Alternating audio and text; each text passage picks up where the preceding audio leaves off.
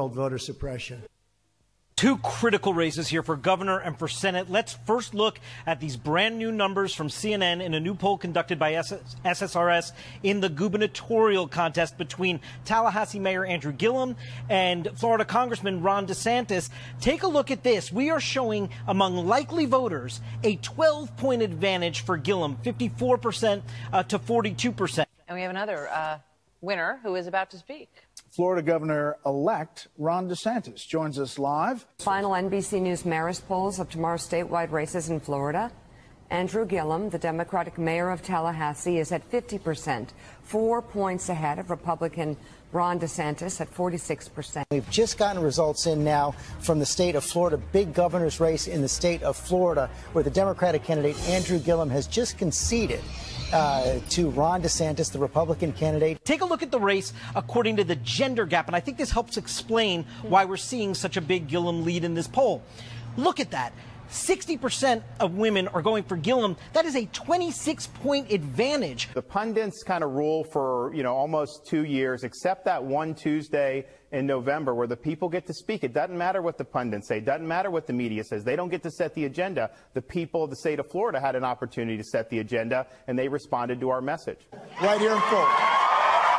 It's so positive, it's jarring. It was the Obama show in Miami today. No Democrat does it quite like the 44th president. He was stumping for Bill Nelson and Andrew Gillum, who's now ahead of his Republican opponent in the race for governor by almost 3 points in the polling average. Do you feel the weight of history on your shoulders? I try not to think about that in that way, but I do think that my election could be the ultimate clapback to Donald Trump and divisive politics. We are calling this race for the next governor of Florida, Ron DeSantis. Things I should say in those polls you just showed to me are, number one, Gillum continues to lead. Yeah. Every poll I've seen of this matchup has had him ahead. Has been ahead from the beginning. Yep. Every poll, and I think he's dragging Nelson along. I think Nelson is in his draft. And it hollered through this room. That was only the beginning of the answer of the century from Florida Democratic candidate for governor Andrew Gillum in a debate against his opponent, Republican Ron DeSantis. Now, check out the entire clip that basically just ended DeSantis's political career. We have a better chance of seeing Roy Moore getting hired as a substitute teacher than for DeSantis to come back from this.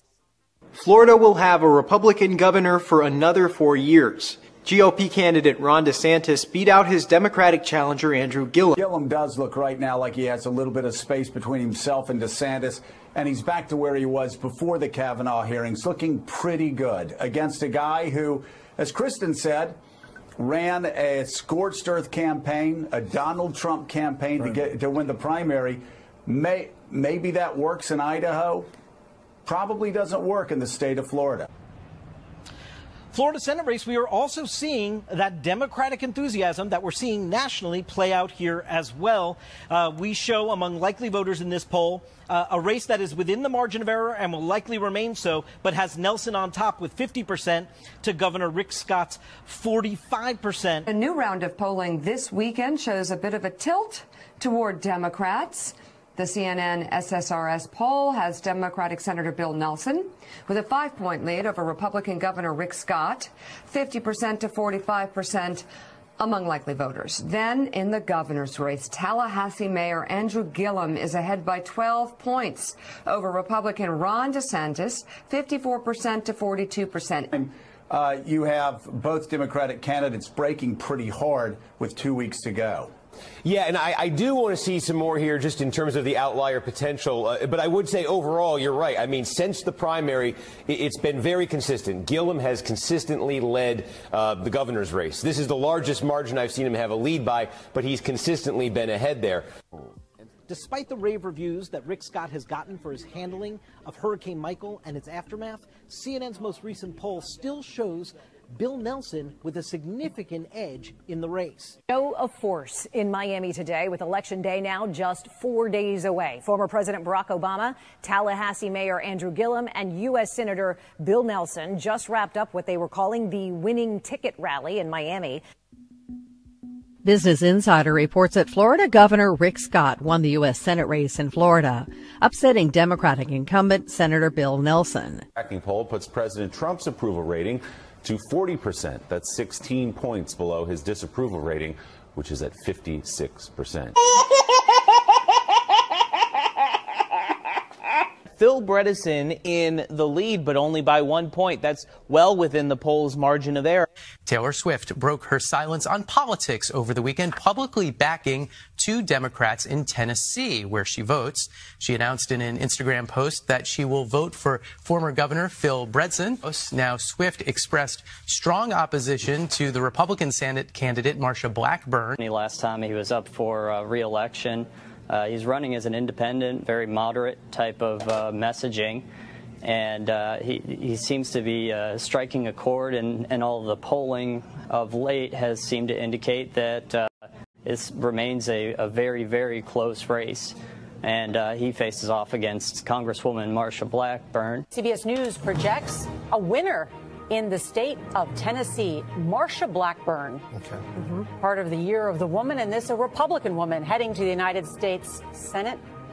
She has been a congresswoman there. It's a very, very close race. Former governor of that state. And Marsha Blackburn running as a conservative, a Trump conservative in a state that elected Al Gore.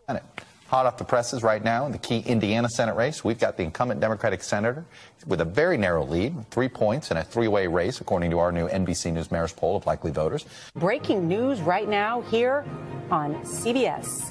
CBS News projects that Democrats have lost a Senate seat that Republicans have picked up. A seat in the Hoosier state, Indiana. Mike Braun is the winner in the state of Indiana. And this is interesting. Head-to-head, the poll has Donnelly ahead 48 to 46% over Braun, with 7% undecided. But let's compare that to the last NBC Marist poll, which had Donnelly ahead by 6%, 49-43% last September. Guys, everybody look. Claire McCaskill pulling into the lead as she seeks a 3rd term. Come on, Claire, 50% to Attorney General Josh Hawley's 47%. My Lord. Polling has shown Donnelly ahead in Indiana as well. Yeah. There's a chance McCaskill survives in Missouri and Donnelly survives in Indiana. Josh Hawley runs away with it. Again, it was supposed to be a dead heat, beating out long-term Senator Democrat Claire McCaskill. Again, she voted no on Kavanaugh.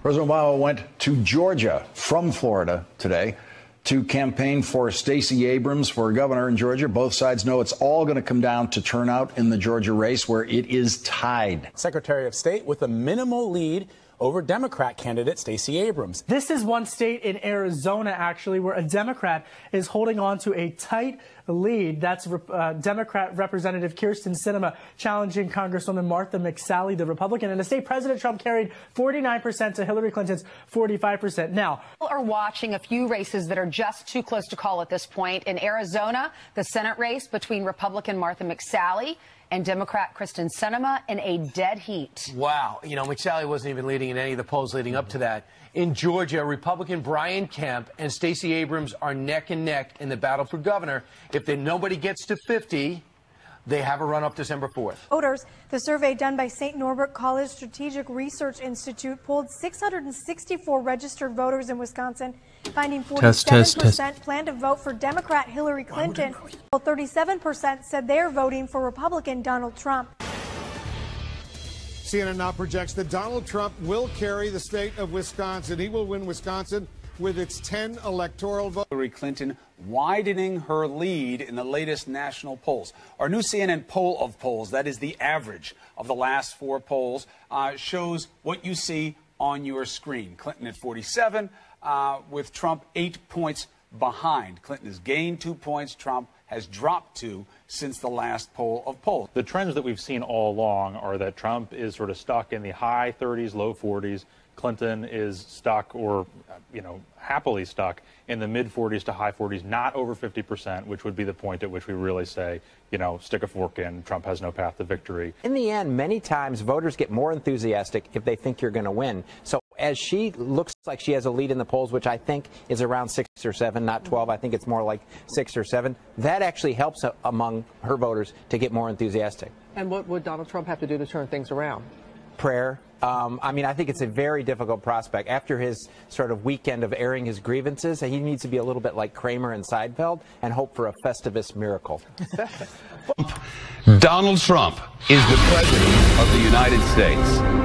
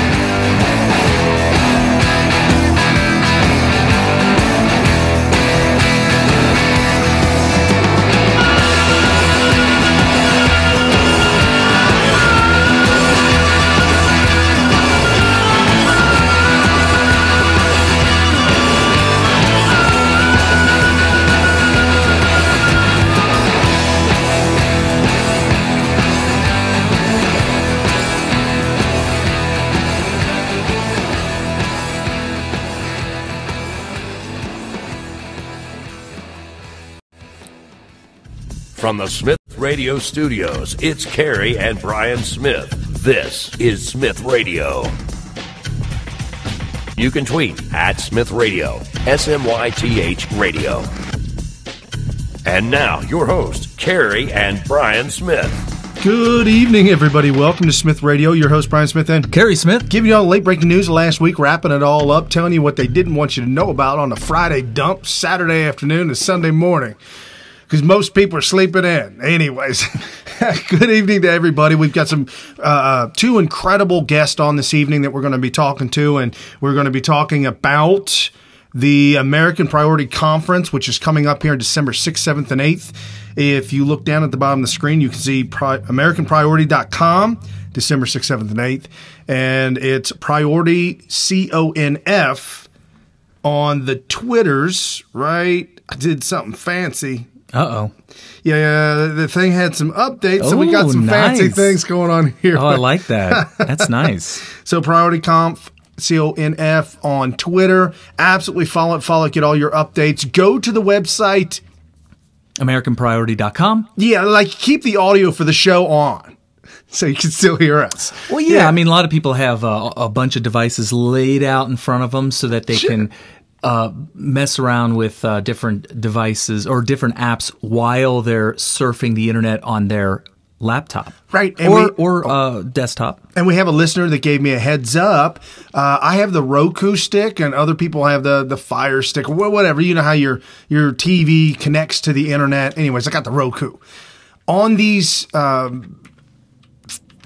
sticks, if you will, that you plug into your TV, you can get the app Vimeo, Vimeo, Vimeo. Oh, okay. And you can watch us live on your TV in your living room. If you're not already. Right. That's pretty cool stuff. All right. So go over to AmericanPriorities.com, sign up, get set up, get squared away, get ready to go because it's going to be in December and it's only a couple of weeks. After this show, we have one show left and we are slated for some big guests. Don't hold your breath. We're working on some big guests for next Sunday show as well that are speakers at the American Priorities Conference. Hold your breath. Hold your breath. Yeah. Hold your breath. So it's coming. We got Brandon Straka that will be on here down at the bottom of the hour. He will be a speaker at the American Priorities Conference. Also, Dr. Jane Ruby, author. She will be on the show at the bottom of the second hour. Why it's at the bottom of the hours, I don't know. Oh, it just makes it better for programming because we pad everything in between, give us a little bit of leeway. And that's your inside baseball for today. Right. And why are we doing this? Why American Priorities Conference? Well, while I was doing show prep today and while we were kind of looking throughout the news throughout the day, I could see a similar theme kind of fading through and coming in and out. And that theme is communism is alive and kicking.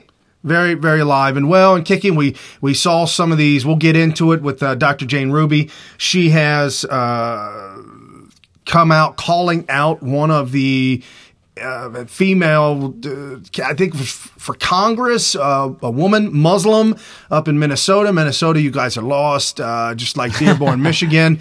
So full-blown Muslim. She was elected to Congress, and her statements are that white men should be put in chains because they will not accept Sharia law or Islam. So there you go. There's your elected official, folks. So we're going to be talking about that. American Priorities Conference is to get back to the founding of this country. To get back, what are our priorities here in America? Right. They certainly aren't other countries' priorities. They're ours. America first. Make America great again. Donald Trump's agenda, if you will.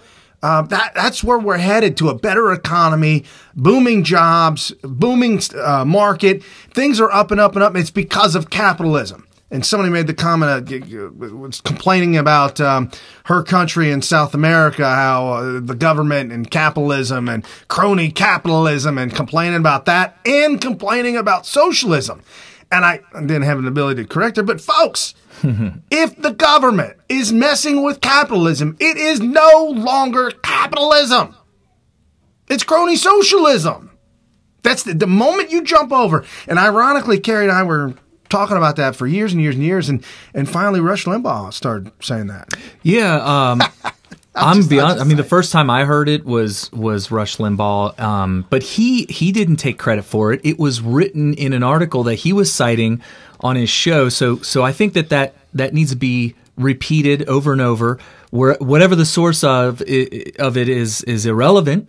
It's the proper message. It's the correct message, and we should always point that out. That if you really stop and think about the differences between capitalism and socialism, you find that when you look at corruption and crony, what they call crony capitalism is actually a misnomer. It ends up being crony socialism because if it involves businesses meddling with government and especially vice versa, you're really talking about crony socialism here, like a corporate welfare. You hear liberals say that all the time, and that this is why we have the walk away movement, and we have Brendan Straka coming on, who invented that hashtag and started the whole thing, founded it, I guess, is because people are starting to realize that the capitalism isn't the problem. It's the cronyism and corruption that comes from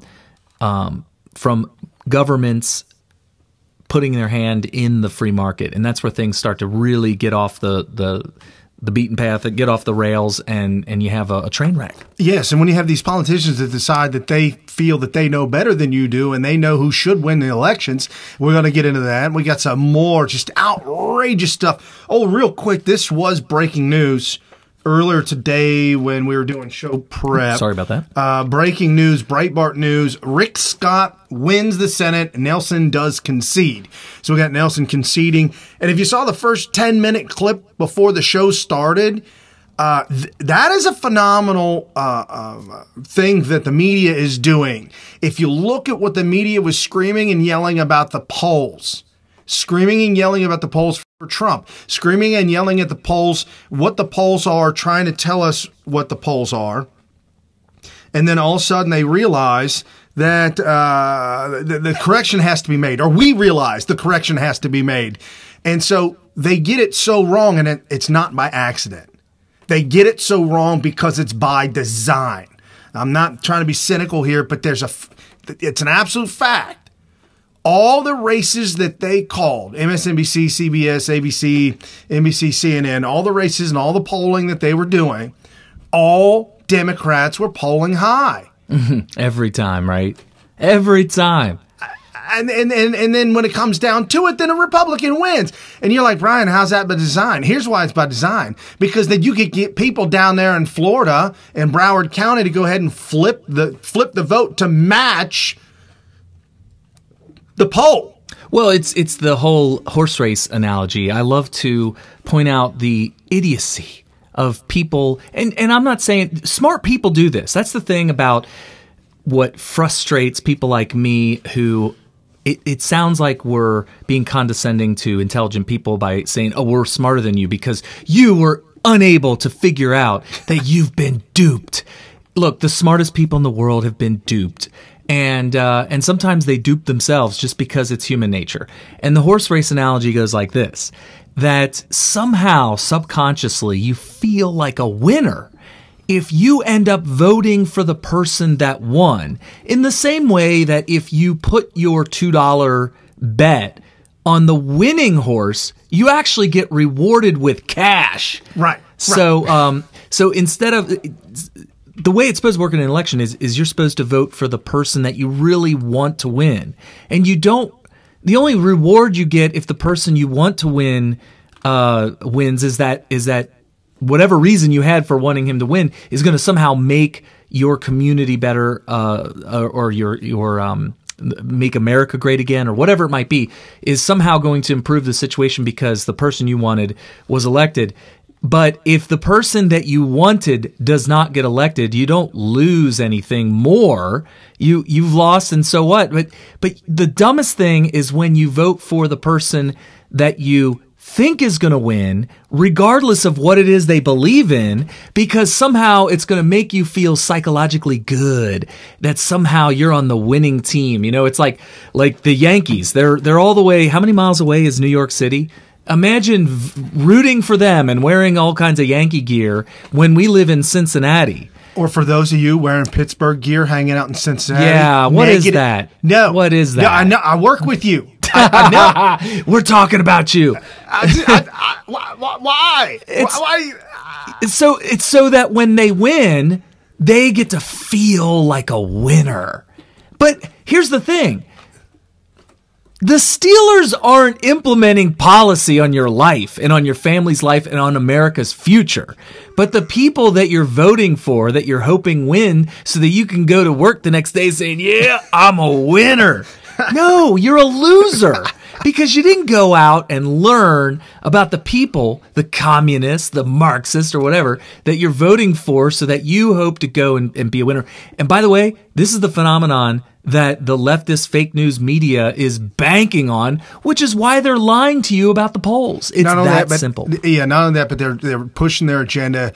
First female, first black female, first Muslim female, female, first minority. You got to vote. They saw the phenomenon of Barack Obama being elected because it's a historic event. I want to be a part of a historic event. Well, not only that, but this is so sad. I can't believe I have to say this, but it is what it is. Yeah. There are people out there that because of the color of their skin, if somebody with a matching color skin wins an office, they get to feel like their team won. Well, what about what about our buddy on Fox Business? Charles Payne, who follows us, by the way. Charles Payne follows us. Charles V. Payne. So he said a long time ago, I voted for Obama, and this guy is as conservative as they come. This guy obviously knows everything about economies in general and capitalism in particular, and also knows why socialism fails every single time it's tried. And yet he voted for Obama, and I guarantee you that pretty much played the biggest part. Because if it was really all about doing what you know in your heart is right for your country, your local community, your state, your nation, all of the above, you're going to look past the color of skin, the feeling.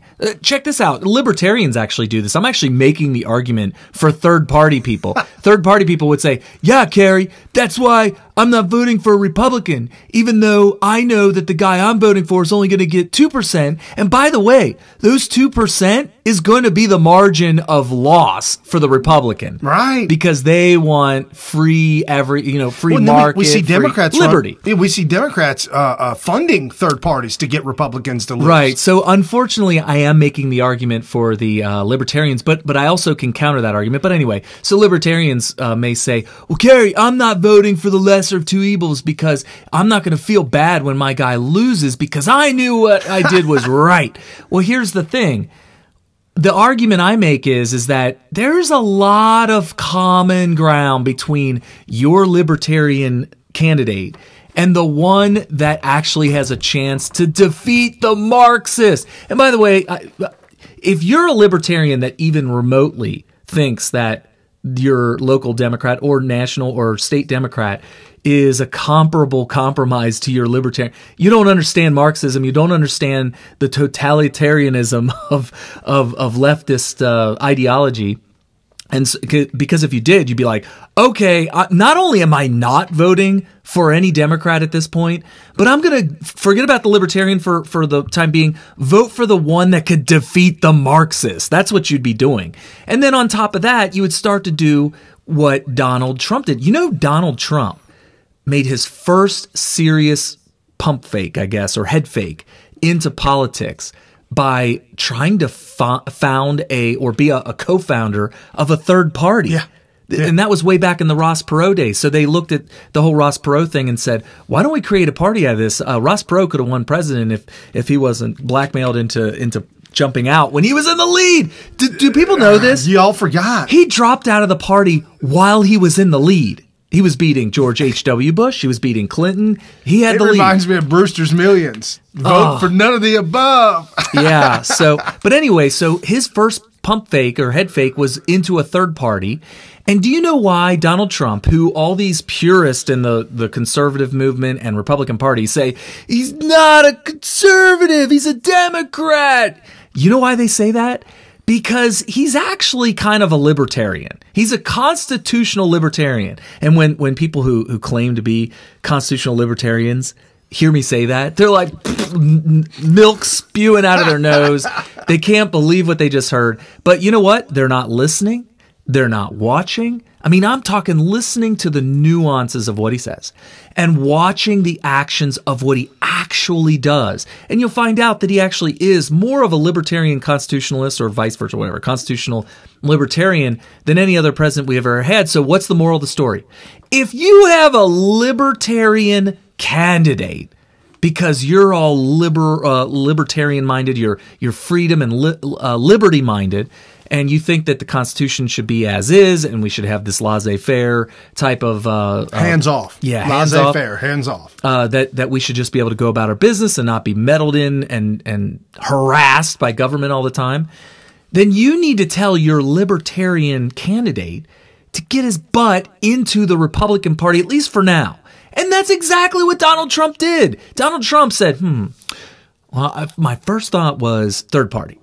My second thought was, well, I mean, I'm registered as a Democrat. My family's registered as a Democrat, mainly because I live in New York City, and you can't live here as a big business owner without at least tricking everybody into thinking that you support these Democrats that are breathing down my neck, basically, right? So he decided, no on the third party, because I want to actually have a chance to win. And what does winning mean as a Republican? First and foremost, it means preventing the communists from winning office. Right. No, absolutely. 100%. And so that's my argument to all you libertarians out there. But yeah, the horse race analogy, I got way broad on that horse race analogy thing. Don't vote for who you think is going to win so that you could go to work the next day with some pep in your step thinking that you're a winner. You didn't win money like you do at the horse race. Okay. I had a 24-year-old millennial that voted for Sherrod Brown. Oh my God! Because he was going to win, right? She said I researched him and he was the best one. Because I saw pictures of him and he's wearing a blue shirt. I said, what? And when he says he's blue collar and he supports the middle class worker, he's got to be telling the truth. He's wearing he literally has a blue collar, right? Literally blue collar. He's not white collar. So ignorant. You got to learn more about these people because Sherrod Brown is a full blown communist. Right. So again, real quick, folks, just a little rundown on the show. We're gonna have Brandon Straka on here in just a little bit. We're going to talk about some of the things. He got into it this week with Frank Luntz.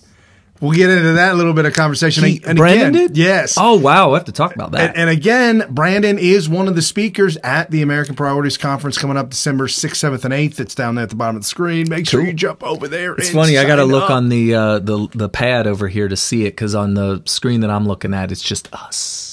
It's just us. So anyway. Multi-cameras. And then again, Dr. Jane Ruby will be on at the bottom of the second hour. She is the author, now available on Amazon, A Sea of New Media. There's a link in the description below. That's the first time I get to say. I like saying that. Yes, because everybody says that all the time. That's because they're professional. Check out the link in the description below. Oh yeah, and so you'll see Jane Ruby's link to her Amazon account for her new book. She will be a speaker as well at the American Priorities Conference. That I did not know. So she's speaking. Awesome. I didn't know that. That's cool. Yeah. Oh, she's a big mover and shaker there. That's for sure. Yeah. I mean, she's like one of these people that without her, maybe, this thing might not happen. Oh, yeah. Mike Cernovich with his movie Hoaxed. There'll be a premiere there at, viewing, if you will. It's already been premiered, but it'll be viewing there for the first time for a lot of people. American Priorities Conference. Mike Cernovich is going to be there for Q&A, going to be hanging out. Stefan Molyneux. Stefan Molyneux. Gosh. He's the one. Now, I met him in St. Louis, and it's as you see him on YouTube. And I'm talking conversation, everything. It's just like you're watching him on YouTube. It's so awesome. It's like just hanging out. Yeah. And even though I met him, I'm still extremely excited to see him in D.C. December 6th through 8th again because he is my favorite. Well, not only that, but he's your doppelganger, according to Antifa. Oh, that's right. So, should we get into that? Just real quick. Real fast. So we had Antifa in St. Louis, and that was where Stefan Molyneux was, and apparently Antifa knew that Stefan Molyneux was there. And they were low energy, and we were totally dominating them, and we were abusing them intellectually. High levels of soy. It was just in the air. Soy and also an extreme lack of IQ. No, probably, yeah. And a lot of BO, I think, but yeah. So they referred to Kerry as you know who the guy, Stefan Mullen. No, the guy came up to me and asked me a loaded question. It was it had a false premise.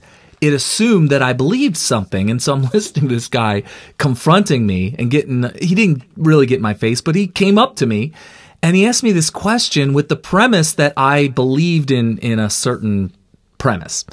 And so I had to stop him and I said, "What makes you think that I believe that? Aren't you Stefan Molyneux?" His buddy came up over his shoulder and said, "Oh man, that's Stefan Molyneux right there." We both looked at him and was like, "Oh jeez." Okay, so real quick, Brandon Straka is going to be on in just a few minutes. We're going to talk about the 2018 election. Obviously, there's a lot of breaking news, a lot of information that came out this week. James O'Keefe has another video out. We've got big updates with the rental car company. Oh, yeah. Okay. Ballots found in a rental car. Okay. Bridget Gabriel goes after the anti-Semites that have been elected to Congress. Oh, man. We'll talk about the Cali fires real quick. And the new AG in the House, Attorney General, temporary Attorney General. We'll explain that a little bit and what's going on with that. Intern or something, or interim? Or something like that. Yep. And Trump doing a lot of tweets out. And Trump tweeted out today about Adam Schiff. Oh, yeah. That one you might not be able to repeat verbatim. Adam Schitt. We cannot repeat. We cannot read that tweet. How close is the T to the F? Let me find that out real quick. Let's see here. So if we were going, okay, the T is there. Oh, it's right next to it. Yeah, they're actually touching. The T and the F. He's got big hands, and you shook his hand. It's like sausages. It's like hot dogs. Yeah. Queen City sausages. Queen City sausages. Oh, my goodness. And then we're going to talk about the crazy Democrats going after the 2A, the Second Amendment, and looking to nuke American citizens. Kerry got involved with that, with Scott Adams Says and Joe Biggs. That's definitely something I can speak very intelligently on. And also they were attacking the First Amendment, liberals were this week. Really bad. Jack Posobiec, good friend of the show. If you've been listening to the show for a while, you know he's been on a few times. But Jack will be at American Priorities Conference as well. Right. That'll be exciting. And the Jim Acosta fake news, I got a couple of stuff, little videos on that are kind of funny and make fun of him. And again, folks, communism is alive and well. Breitbart put up an article today about Jonestown massacre. This is the 40th anniversary. 40 years ago, for those of you youngins that don't remember, I only remember because my parents talked about it for a long time afterwards, and there were documentaries made about it. So I kind of heard about it when I was 10, 11, 12. But 40th anniversary of Jim Jones' revolutionary suicide for communism. Jim Jones went down to South America and had everybody drinking all the Kool-Aid, and everybody died. Yeah. Everybody with his son. They did a documentary with his son who was able to escape and get away. Folks, this is the kind of stuff that left unchecked. That's how this. Can you imagine if Jim Jones was running for office and Democrats were like, "Yeah, get that guy, man. He's a good implementer of policy." Yeah. I mean, what are we talking about? We're talking mind control, right? And I just you gotta know who the people are that you're voting for, and really. I mean, they're local. You can go up and meet these people and talk to them face to face. Steve Shabbat, who just won his, I don't know, he's been running for a long time and everybody loves him here on the west side of Cincinnati. And he won again. But I can go and talk to him face to face just about anywhere. I just find out where he is going to do like a little speech or just some sort of a gathering. It doesn't have to be a fundraiser where I have to pay to go or anything like that. And we just talk face to face. You need to do that with your people so that you know where these people really stand and get them to look you in the eye and pledge that they're not going to implement Sharia law. Right. No, absolutely. And again, over here in Green Township on the west side of Cincinnati, we were able to have a Q&A session with him, and just a good old boy. I'm tired of these slick talking, fast talking. I mean, like AFTAB.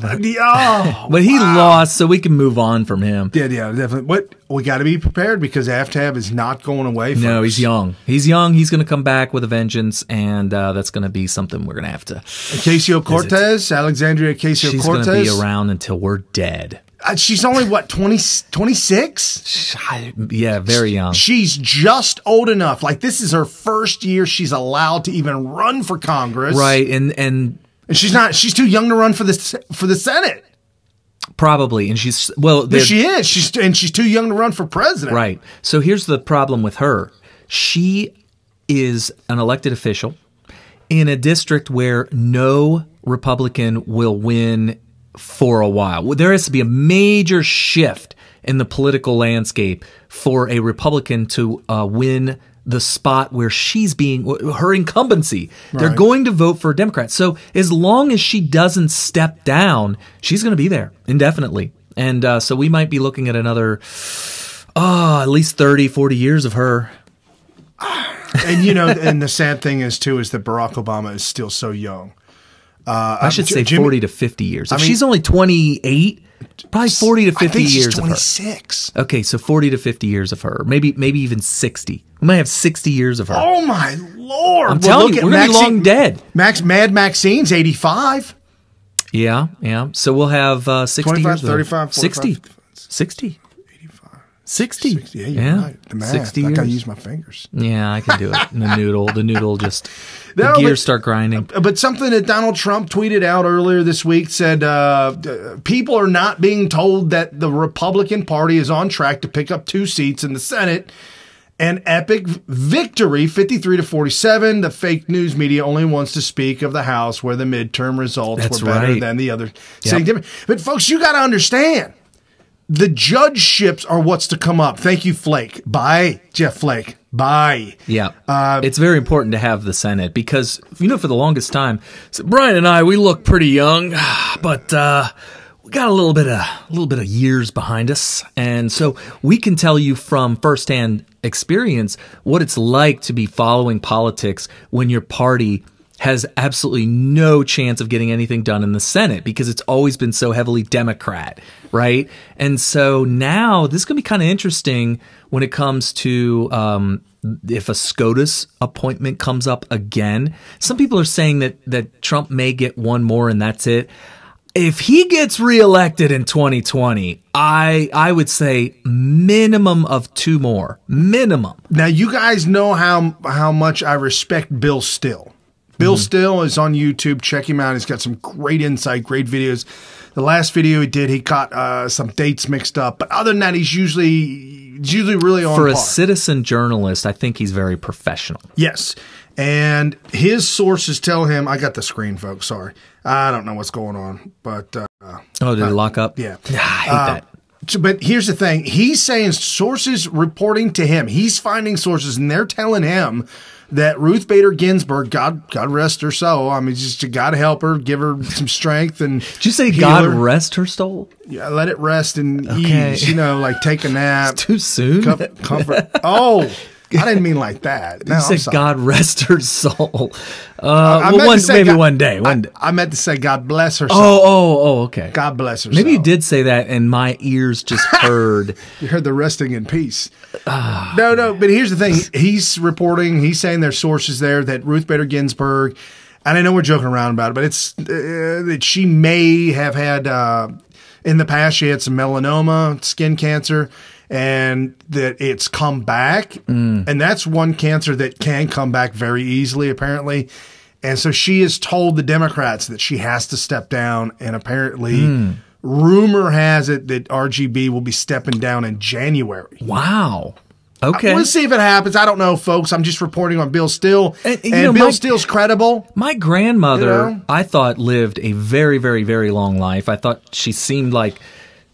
she was at that age when she died, that's probably about when people die. She was 86.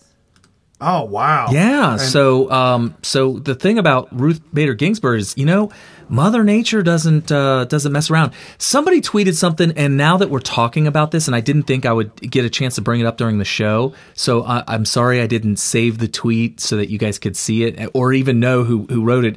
But it was fascinating if you're into numbers and statistics. The Democrats are talking about how Bernie Sanders should run again in 2020. I don't understand that. I really Well, they don't. said either him or Biden, and both of them are very old. Biden looks a lot younger than he is, but somebody pointed out, because they're already writing off Biden and saying, let's go with Bernie Sanders. And somebody pointed out that statistically, if you understand vital statistics, Bernie Sanders has a 10% chance of dying before 2020. And like a 30% chance of dying before 2024, and a 47% chance of dying before 2028. Wow! Which would be, if he were to do an 8-year term, he would go until 2028, right?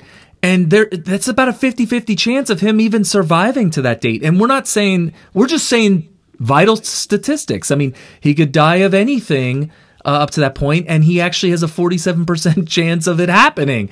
And it's just Mother Nature. And so we're in this new era where, back when Ronald Reagan ran and everybody's like, oh man, I don't know if he's going to be able to be president. He's so old.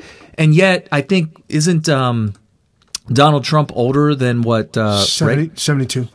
But he was older when he took office than Ronald Reagan was when he took office. For the first time, I think so, yeah. Yeah, so that being said, now Donald Trump is the oldest president ever. But we're living in this new era where it was like, what, 85, 95, 100? You want to run for president? Let's make this happen. And yeah, it's like, wow, I don't know. I mean, we're really dancing. Well, first of all, I don't know. I can't speak from experience because I'm half that age, but are your faculties there at a certain point where are you going to be able to make decisions? We know that Ruth Bader Ginsburg and Nancy Pelosi are definitely much less intellectually sound than they were maybe 10, 20 years ago. I have a video of somebody with a cell phone walking the halls with Mad Maxine.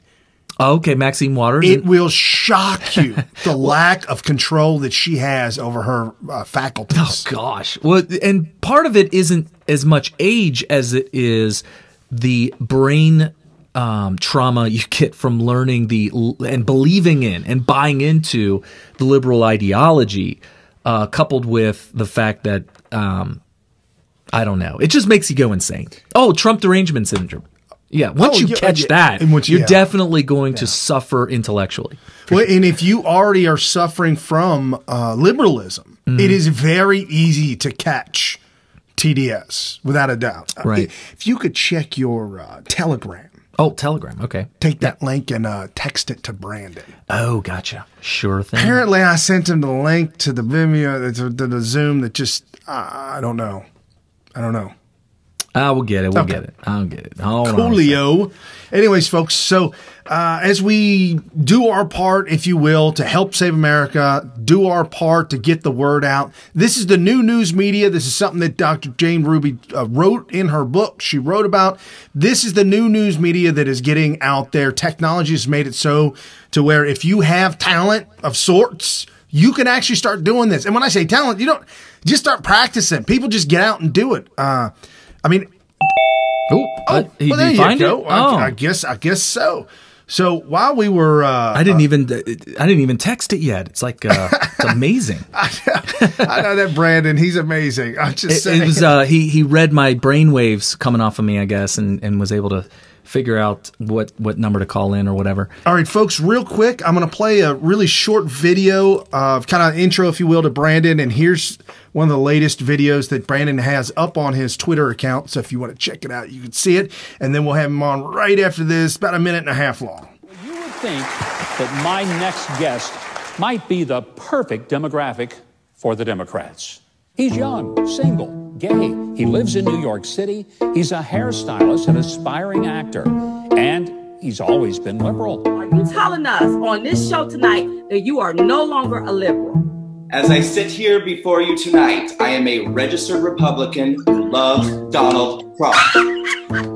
I love it. Okay, so now you gave me chills. Okay. She is the future, according to the Democratic National Committee Chairman. Well, I think what they don't understand is that their party has no future. Are you saying you found that the media is a little dishonest sometimes with conservatives? No, I'm not saying that. I'm not saying that. What I'm saying is that I found that they're a lot dishonest. Okay. Yeah. I thought that CNN told the truth. I thought MSNBC told the truth. I thought Rachel Maddow told the truth. Really after this election of Donald Trump that so clearly revealed to me how dishonest the media was capable of being. I mean, that was the first step in my transition. You know, it's a testimonial campaign. People are creating their videos. They're writing down their testimonials, talking about why they're fed up. They're manipulating minority groups. They're manipulating African Americans, gay people. And I wanted to speak out and do something about it. So I started something called the Walkaway Campaign. What is your mission ultimately? Ultimately, particularly for minorities in America, racial minorities, LGBT people, I want them to become aware that the Democrat Party doesn't actually support them. They're actually using them, and they're actually manipulating their fears and concerns to get them to vote the way they want them to vote and behave the way they want them to behave. All right. I want to empower these people. And with that, we have welcome to the show once again, Brandon Straka. We got a lock up. Got a lock. Hold on a second. So as we wait, he was as soon as he brought the screen up, Three, it just two, went. What? It's amazing. Yeah, I got all kinds of stuff open. That's probably why. But we have Brandon on, and as soon as we can get the audio totally connect, lock up? Yeah, I got the waves. Oh, swirly thing. Oh, did the whole thing just jack up? Yeah. Oh, we got something. Something's going on. Oh, he's calling there back he in. is. Okay, yeah, we got it now. That was a little scary. Yeah, that was real scary. I was a bit nervous. We have Brandon on. How you doing, Brandon? Good to see you, buddy. Can you hear me? Yeah, absolutely. Fantastic. It was like literally at the exact moment you were introducing me, you completely froze, and then I couldn't hear anything. Yeah, somehow he went max with the video, and it just instantly froze. But we're good now, so awesome. Good. So Brandon Straka, we can follow you at US Minority on Twitter. Make sure you guys are doing that, and you have a pretty big following on Facebook too, don't you? Yeah, well, my following on all platforms gets a little smaller every day. So, oh gosh, that's not good. Twitter, like I was just like, it was just going up and up up and up, and then like every day I started checking in, and there were like hundreds of followers gone. Like whatever. That's actually been happening to us too, and it's frustrating. It's frustrating. So, so you are the founder of the Walkaway movement. It started as a hashtag. Actually, I think it started as just a video that you uploaded to Facebook, and you saw we actually played that the last time you were on with us, and of course that was the thing that went viral. My sister was the one that actually got me hip to the video and said, "You got to watch this, Carrie. You got to watch this." And so I was like, "Oh, that's interesting." And then she kept on reporting in on me on how more and more people were joining that Facebook group and everything like that. And then that culminated into the Walkaway March, which I thought was awesome. And now we have an American Priorities Conference, and you are going to be speaking at that. So, what are your thoughts on the American priorities? Your priorities for America? Well, I'm just kind of, stoked about the prospect of getting up and saying a few words, and I've got to put some thought into what it is exactly I want to talk about. Because there's a few, they asked me, do you want to come and talk about Walkaway and this and that? And of course, I do want to talk about that. But I think there's a lot of stuff that, there's a lot of things that need to be discussed. And I think I'd like to certainly throw my 2 cents in on censorship and social media. Well, here we go. The effect that social media has on conservatives. And, there's a lot of things I think that I could put my voice out there for. So, well, it'll be really interesting for everybody, because we're going to have all these breakout sessions. If anybody is already familiar with kind of the setup of your CPAC type conference, where they have these breakout sessions where you can learn all these different things that we do to push our political message, we're going to be doing that. And so a lot of what you just summarized in a speech is going to be what we're going to be talking about in each of these breakout sessions. So we're going to have like these experts from all over the MAGA movement that are going to be teaching whoever comes in to learn it all the little tricks of the trade that they have learned, and I think it'll be great. And I love it. Yeah, it's going to be a lot of fun. So I wanted to ask you about what is your take on the midterms, because really it seemed like the walkaway march and the movement and everything seemed to be kind of focusing more and more and more on trying to get a red wave. So what are your thoughts on everything? Okay, well, good. I'm glad you said that. Okay, I want to go on record now. I mean, I have actually this whole time. This is a question I got asked all the time. You know, are we going to get a red wave? Are we? I literally never once have ever gone on record saying that we're going to have a red wave, because I never thought we would. Like I thought, and this goes for both sides, by the way. I thought the idea of a blue wave was preposterous, and I think the idea of a red wave was unrealistic. I mean, we wanted. I mean, don't get me wrong. It was wishful thinking. I wanted it. Yep. I wanted to believe it. I wanted it, but you know, it's one of them things. Yeah. My opinion is that the midterms, I think that we were incredibly successful. I think that anybody in the MAG movement and people on the right, and here's why. There was a record number of voter turnout for a midterm election, and the coverage on this president is 90% negative, and I think that's actually a conservative estimate. I think this should have been for all intents and purposes, a complete bloodbath for the Republicans. Right. I mean, this should have been, we should have gotten slaughtered. And we didn't.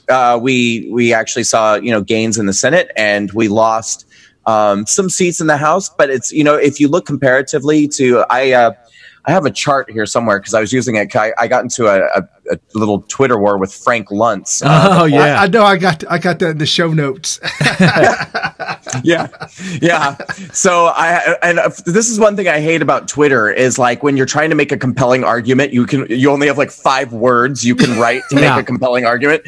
So I was trying to make my point through like a really effective meme, and I found kind of like a chart that goes back to like 1960 or something. And it shows that for all the different midterms that have happened throughout the course of decades, this result was actually one of the most, for an incumbent president, one of the most successful. I mean, Barack Obama lost like 69 House seats. They had a 2010, 2012. He took a hosing on both of them. Yeah, and same with Bill Clinton, and Ronald Reagan didn't do as well. Right. I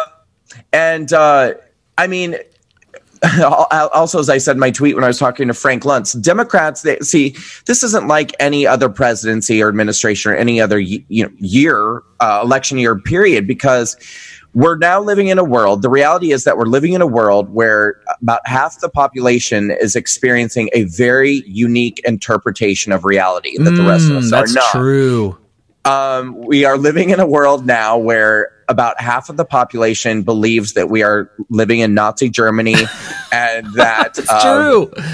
We need to be, hiding in the attic with Anne Frank and all this stuff. You got these kids that are welcoming socialism. Yes. And yet we still gained in the Senate. Right. I mean, so essentially what just happened, and if you were a Democrat, is that it would be as if Adolf Hitler were in office, and yet even halfway into his term, people were like, I still like what he's doing. Right. So I think I think it was a total success, considering that the representation of this president is just completely backwards and terrible. No, I agree with you 100%. Even Donald Trump had to tweet out, hey, this was successful. This was not bad. Look at what we're doing in the Senate. And just before we brought you on, we were talking about that. And there's rumor floating around that Ruth Bader Ginsburg may be stepping down sooner than she expected. I'm shocked she's still holding on, but go enjoy your grandchildren, your great grandchildren, kind of go enjoy life and walk away. But you're gonna have Trump. He's gonna appoint then. And this, you think, if anybody thinks that Kavanaugh ordeal was a nightmare, if you think that was bad, You wait till Ruth Bader Ginsburg gets replaced with a staunch constitutional conservative. Oh my God! You're gonna have people on fire. Yeah, that's gonna be rough. But we have it with more representation in the Senate. It may go smoother. I know there's gonna be people screaming fire in a crowded theater on the left, but they have less power to actually do. If you look at the Kavanaugh thing, they just needed to get 2 Republicans to kind of come over, and you even had Flake talking about how we better wait a week and all this kind of stuff, and of course Collins. Outside of that speech, if you pay attention to her, she's pretty much a Democrat. Right. Outside of that speech. Yeah, for the most part. But so the walkaway movement, where does that go from here? With it being focused so much on 2018, we have 2 whole years coming. Right. One thing, actually, before we move on to where we go from there, I wanted you to address. I didn't look up these statistics myself personally, so I don't know how accurate they are. But the percentage of black vote with regards to what percentage went Democrat and what percentage went Republican between 2016 and 2018 seemed almost completely unchanged. Well, that's the thing that you got into Frank Luntz with. Here, scroll to the top of the notes. Okay, I'm at the top. There we go. I still want to address it though, and I want to hear your question. And then the other one was the percentage of young voters. Now, I think it was Magdalene Rose who we had on a couple weeks ago, maybe even the week right before the walkaway march. We had her on, and she pointed out that the young votes didn't change, but I think that could be a total different explanation. But what are your take on those 2 stats, if they're accurate? Well, I'm sure that they probably are pretty accurate, I would assume. A couple of things. The first thing I would point out is that, again, this was a record high voter turnout. Mm-hmm. And the way that I interpret that is that many, many more Democrats came. I mean, Republicans come out and vote, and they do vote in midterms. I mean, that's always been a thing. Right. Democrats statistically don't nearly as much, but this time I think that they did, and I do think that there were a lot of people who aren't even used to voting and came out and voted Democrat because they've spent 3 years now listening to the media tell them that we live in Nazi Germany. Well, and they made it a resist Trump type of message, like get out there, vote straight Democrat ticket because this is how you resist Trump, and they convinced them in that. And so, I don't know if I said this on the past show that when I was working at the poll, there was a crazed lunatic woman, kind of like that one actress that was scoping herself in the car. I forget her name. Juliette Lewis. Yeah, she went absolutely. I got it. I didn't even see that. She went berserko. It's really good. This woman shows up at the poll. I'm voting Trump out, and I just looked. I was like, okay, do what you got to do. Yeah. Okay. So, but okay. Let's go back to the youth vote. Yeah. I mean, that is a total failure of the Republicans. I'm not even going to sugarcoat it. Like, that's what it is. The Democrats hang outside of schools like pedophiles, like they're hanging out with Harvey Weinstein, trying to lure kids into their vans. It's true. With their voter registration, right?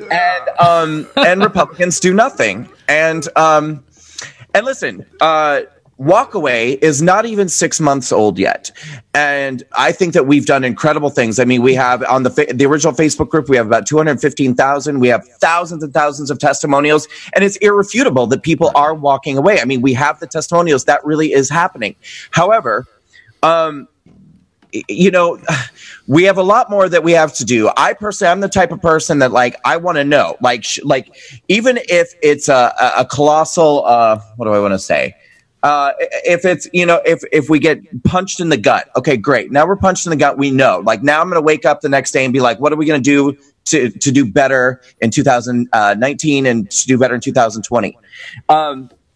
I'll tell you something, and I try not to talk about this too much because I try to keep things positive, and I don't want to come across in my interviews as bitter. Right. But we threw a significant event, a walkaway march on Washington. We spent an outrageous amount of money putting this event on.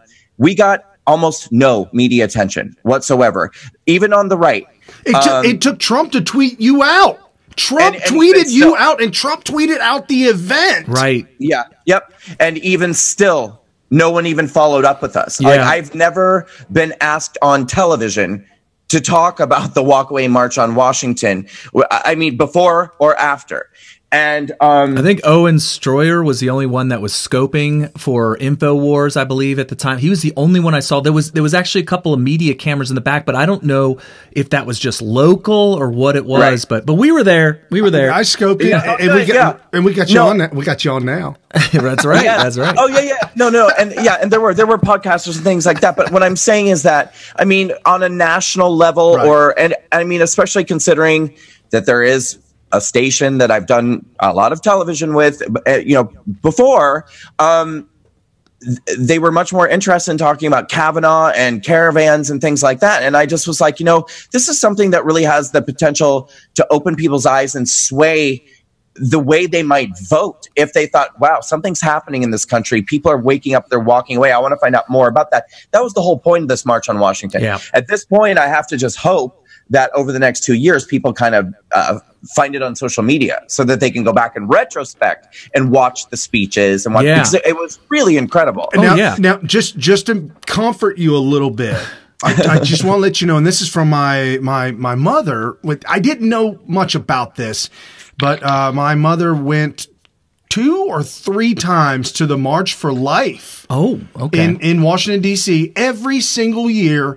In the bitter cold snow and rain, January, February, whenever it happens, tens of thousands of men and women marching for life march on Washington, and 0 media coverage, and they've been doing this forever. Yeah, we had no idea. I had no idea they had. Right. But my mom goes to this thing twice, and I had no idea she even went. That's right. I didn't even know it existed. Yeah, and this is what it really is frustrating, because even as I was reaching out to media entities before the event and saying, like, look, please have me on. This is important. I'm telling you, like, this could be a big deal. I was kind of getting nowhere with it, but, I was watching liberal media, CNN, and some local liberal kind of news shows, and they have Linda Sarsour on all the time. Talking about the Women's March of 2019. It's in January, February of 2019. They had her on 4 or 5 months ago. For more information about the Women's March, go to blah, blah. I mean, and I'm like, come on, biased. guys. Like, so biased. Come on. Completely biased. Well, real quick, I wanted to see if you could address, I guess, did you want me to have him address? So the Frank Luntz things, there's 2 notes here that I guess, because I didn't see the drama between you and Frank on Twitter. So the 2 things are... Brandon tweet. Read Brandon's tweet. So you said questionable Republican fickle Trump supporter Frank Luntz joins the leftist peanut gallery and pushes the tired and debunked walkaway as fake accounts narrative, while 20% of his followers are fake accounts. So you're basically accusing him of having 20%. But he posted up, Brandon posted a picture of that one website that will analyze your Twitter account. Audit. Yeah. Twitter audit. Okay. And so I audited his account after he... so he blasted out some, but totally unprovoked. Right. I've never had a conversation with this man. You know how it is when you're checking your notifications and all of a sudden you see someone talking about you and other people talking about you, and I'm like, what's going on? What happened? So I looked at his page, and sure enough, he's talking smack about walkaway and saying that it made absolutely no difference. It's fake news. And then he continued the kind of Russian bot narrative. Oh, or the fake account thing, whatever. So I was like, oh, really? So I just got on Twitter audit and I audited his account. 20% fake followers. What percent did he accuse you of having fake accounts? Like 100. I mean, he didn't put a number on it. He just said it's fake news and this is a fake movement. Right. Oh my gosh. Well, and then he also says Brandon Straka says he has received an uptick in the number of people who say they're walking away from the Democrat Party to vote for Republicans on December 6th. Then what happened on November 6th, Brandon? Well, you already kind of answered that already. I did. Here. So yeah, I mean, we know it's because Republicans need to do more. And we knew this for a long time, all the way back in 2016, because I actually was a volunteer for the Trump campaign. So I saw this firsthand. But are you noticing, or have you already noticed, that there is a big difference between the MAGA movement and the Republican Party? I God, I love, like, before you even asked that question, I was literally going to just say what you just said in the form of a statement. What I was just about to say is that what I am learning, and we'll see, listen, I'm going to keep an open mind and we'll see what happens in the next 2 years. But I'm even hearing, okay, somebody actually reached out to me today and said, this is a person who's sort of connected to the administration. So, I mean, it's a rumor. I'm looking at it as a rumor, but I'm also going to keep my ear on it. He said, he was like, listen, the Republican Party ran a background check on you and you didn't pass their background check. That's why you haven't heard from them. And I was like, really?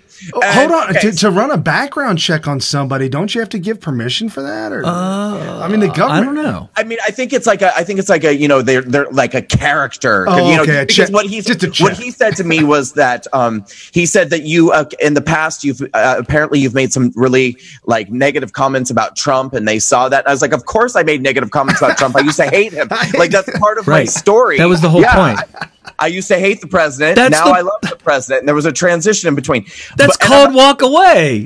Yeah, I'm not going to go back and delete those comments. Like that's like an archive of how I've changed. Right. You know? Anyway, what I told him, because he was trying to make a big deal about it and be like, you know, this is what you should do and this is what you should do. I said, listen, I'm not going to change anything I'm doing. I'm going to continue doing what I'm doing. My following is growing. My movement is growing. And if they don't want to get involved, then there's going to end up being this colossal split between MAGA and the party. It already was there. Yeah. And I mean, listen, but let's have it their way. They can have it their way. But the fact of the matter is the same people who are supporting me are the people who support the president. They don't, and they don't support the swamp.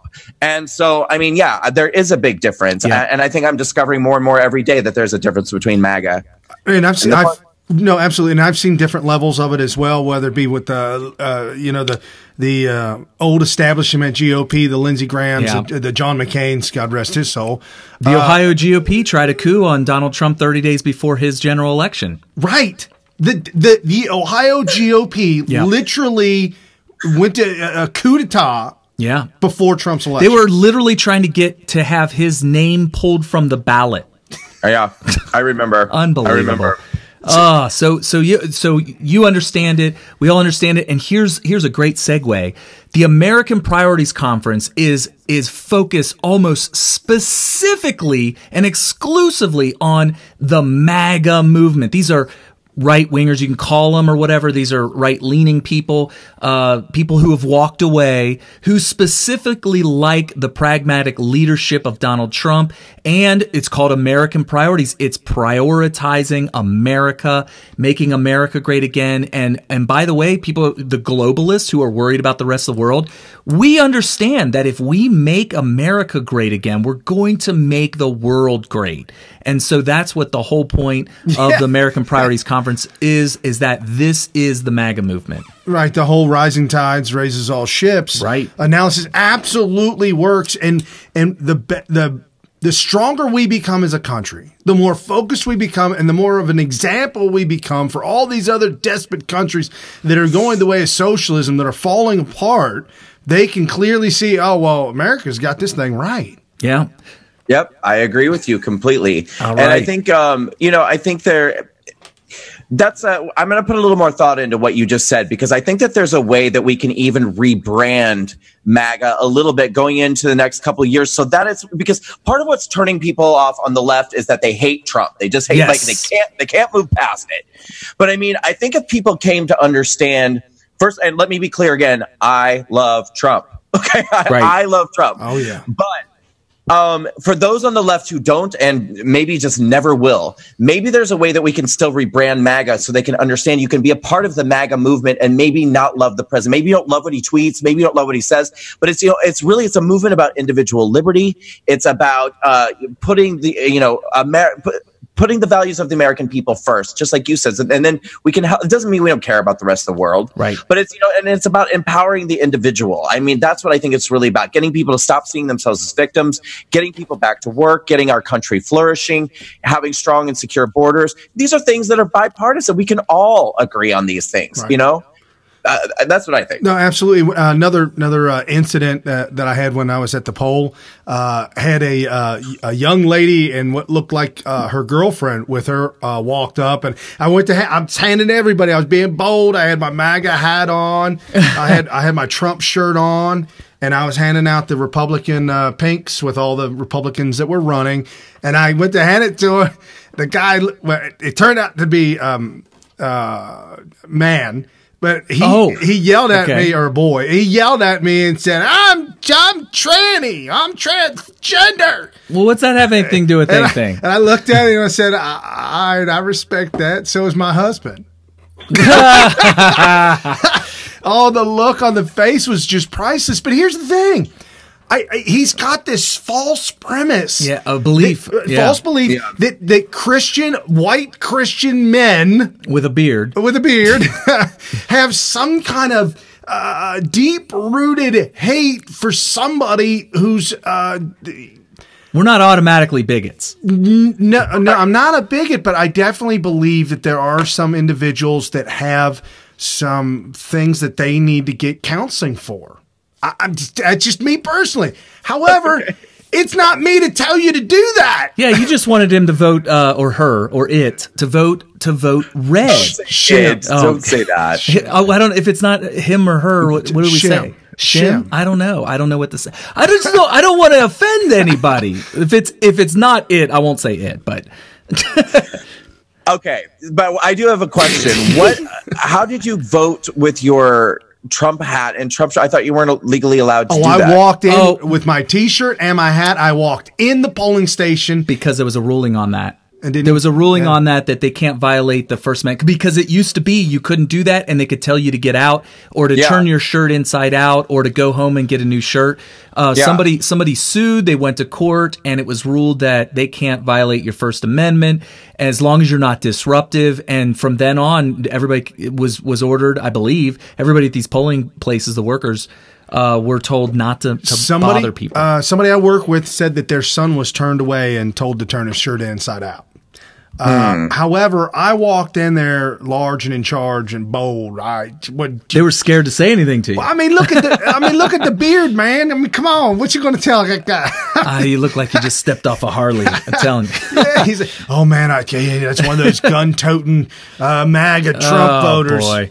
So anyway, and if we have the right to bear arms, should we be able to come with a shoulder-strapped rifle into the polling place? It's kind of interesting. Oh my God. It's kind of an interesting thought experiment we got going on there. So anyway, so you're coming to the American Priorities Conference. We need to have everybody that's listening right now to go to AmericanPriorities.com. It's AmericanPriorities.com, and go ahead and order up your tickets. Get on the website to order your plane tickets. Get in here. See Brandon Straka. He's fired up to meet you and to speak to you, and all the other awesome guests we got. It's gonna be like a collection of the who's who of MAGA leadership that we all follow. We all follow these people. Now, are you going to be there tentatively 6, 7, 8, 6, 7, 7? Are you? What is your plans? Yeah, the dates. Yeah, are you planning to be there all 3? For all the dates. Yeah. Okay. Nice. Awesome. Wow. So come all the days. Well, not only that, folks, but there's going to be an after party. There's going to be a get together. Yeah. I know that you've been clean and sober for a long time now. But awesome. And I absolutely applaud that 100%. Thank you. I'm still the life of the party. Yeah, I was going to say, absolutely. I'm totally the life of the party. No, I'll get you a pineapple. Virgin pineapple. It's called a Shirley Temple. Shirley Temple. Okay. See, I don't know these things. Well, yeah. All right. So, all right. Make sure we're following Brandon Straka at US Minority on Twitter. Go to Facebook and find him there if you haven't been purged yet. And we will see all of you guys December 6th through 8th with Brandon Straka and everybody else. Any last words? Cool. Any last words? Oh, no. See you there. Good to see. Check out Brandon on Twitter at 8 p.m. You're going to be back on again talking with somebody else tonight? Yeah, where you going to be? Thank you. I really should have said that. Yeah, so I have my own shows called Walk Away with Brandon Struck, and we used to do Monday nights at 10 p.m. Eastern. We're tentatively trying a new day and time, which is Sundays at 8 p.m. Eastern. Oh, that's perfect because you and I, us, Smith Radio ends at 8 o'clock. That's perfect. Yes. Okay, so listen, audience, it's the second you get done with these guys, switch over to @US Minority. That's on Twitter and Facebook at US Minority, or you can go to youtube.com/US Minority. And I'll subscribe. Yeah. And follow. Yep, and I'll put the handle up at the end of the show to remind you. Awesome. Thank you so much, Brandon, and we will see you next time. You're welcome. Thanks, guys. All right, thanks. Good talking. Bye-bye. Wow, man, that was awesome. Man. I'm telling you, know what? We got great chemistry with Brandon, and that's why we have such an exciting interview. It's just great. We love having him on. He's a cool guy. Yeah. Anytime you're a cool guy, we're going to have great chemistry on We here. were kind of stepping on the line there with the... Well, I don't know. Terminology. Yeah, well, it's the pronouns. You got to be careful with gender pronouns. Is that what it's called? Yeah. I'm not a grammar Nazi or anything, but... No, but there's like a him, a shim, a she, a show. Yeah, well, the thing is it's hard do, for re, mi, people. fa, sol, la, ti, do. It's hard for people like me who are so used to either him or her that if it's neither him or her, my brain defaults to it. But I understand what he means by not saying it, because that would be depersonalizing or dehumanizing. But, yeah, and you can only do that to Alex Jones. Oh, right. Why, is he okay with that?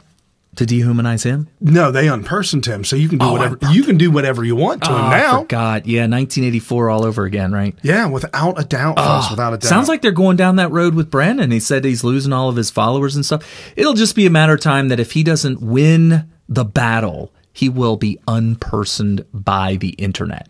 But in the meantime, you guys make sure you follow him and watch his show at 8. So, okay. All right. What's up? So Magdalene Rose, who will be on our show next week. Cool. That's a fact check. Magdalene Rose, who will be on our show next week. She was awesome. We had her on a couple of weeks ago. Yeah. Just a very awesome, in your face. I'll tell you what. Millennial. I'll tell you what I think is fascinating by her. She has the sweetest speech dialect, just the way she talks, really high voice and very. But remember at the walk away? She got on that microphone. She doesn't mess around. But also, it's the content of what she says in her videos. She has like these 2-minute videos, which is great. Limited to 2 minutes, and she gets the point across. But the thing is the content of her videos, she does not dare pull any punches. No. Which is there's this, I'll use your favorite word, juxtaposition of the sweetness of the delivery with the spice and the sharpness of the content of what she's saying. It's just awesome. So she put out a video this week saying, it was real quick. It was like 8 seconds long. It said, why do you think that the Republicans lost the House? Please comment below, and I'm going to make a video about the real answer, or what answer I think it is. And so this was her 2 minute and 8 second response to why the Republicans lost the House in 2018. Here's Magdalene Rose. So we lost the youth vote, 67 to 32%. You know what I was thinking about? Remember when I said that was going to happen like 7 months ago, and everyone was like, you're a traitor, you're a planned, you hate conservatives, you're a jealous girl, got that a lot. So like, are we done with that now? Because we lost the youth vote 67 to 32%. And we underperformed with every other major category except 65 and over, of which we only overperformed by 2 points. 2. I know we're like, oh, polls are evil, but get this. My generation is going to be the generation, first of all, that will give this country over to socialism and possibly Sharia law. And my generation in the conservative movement can't even address these topics and do what they call an autopsy, like they did after 2012 Mitt Romney, because young conservative leaders who are really young conservative failures won't allow these issues to be discussed because then they'd have to be held accountable to people like the president, people like Don Jr., people like the RNC. So we can't even actually have a free exchange of ideas about how to fix this issue. And young conservatives who are not these failed leaders can't talk to the YouTubing community, which is responsible for the red pilling of hundreds of thousands, if not 1 million young people, because one of the young conservative leaders is loathed by the YouTube community for being a nutbag. So guess what? Not only will we lose the presidency, my generation will be the generation to vote in socialism, Sharia law, let's see what else, just general evil, eventually communism, and we'll probably have to fight an actual bloody revolution just to get back to a little bit of bias in the media, just that. So the next time I tweet about, hey, how we're going to lose the youth vote or how we're going to lose the country, maybe don't call me a jealous little traitor. Maybe say, why is that? Oh, and guess what? I'll tell you why that is. Because we have no leadership, we have no youth platform, and young conservative leaders are lying. They're lying. Thank you. Please like and share this video. Lots of awesome information there for a 2-minute video. That's what makes her video so effective, so positive. Well, the thing is it's real. It's real. She's ringing the alarm, and she's remarkably accurate. One thing I'm going to have to ask her, you have to remind me, Brian, when next time we have her on, is where did she learn all this stuff? Because had I heard this stuff when we first started this show back in 2014, I may have even disagreed with some of the things she's saying because I didn't learn the things that she's talking about. And she's actually very incredibly accurate. And I'm curious to know if there's different sources of where she got her information. It's just the general philosophy of America, communism, why we reject it, and why, what real news and fake news is, and why it's important in America, why it was considered the fourth estate and a check on all the powers by exposing it to the public. And she's like, understands all this stuff perfectly, and she's a freshman in college. It blows my mind. Yeah. So. Absolutely blows my mind. I don't know where, because I know we weren't, for as much as our teachers back growing up were not hardcore commies, angry, hate-filled. Right. But they still admitted. And I blame that on the Department of Education, because if you have a teacher, she goes through teacher's college, she gets her degree, she gets her certificate, she goes and gets a job at a high school, let's say, because this is where you should be learning this stuff. They're pigeonholed into a curriculum that's a part of the book. So let's say you're an American history teacher. You're not writing the book. You're not teaching the class by going up in front of the class with a white chalk in front of the blackboard and giving a big old dissertation. You have to follow along with the textbook that they give you. And if they omit the important philosophy, Enlightenment period, and all that kind of stuff, you're just not going to learn what you need to learn to really understand America, which is what happened to us. Right. It's what happened to us. So before we have our next incredible guest on here in just a few minutes, Dr. Jane Ruby. Is she coming on at 6:30? Bottom of the hour. Oh, good. Okay, awesome. I just want to make sure, because for some reason I thought it was 7. It was originally. Oh, okay, cool.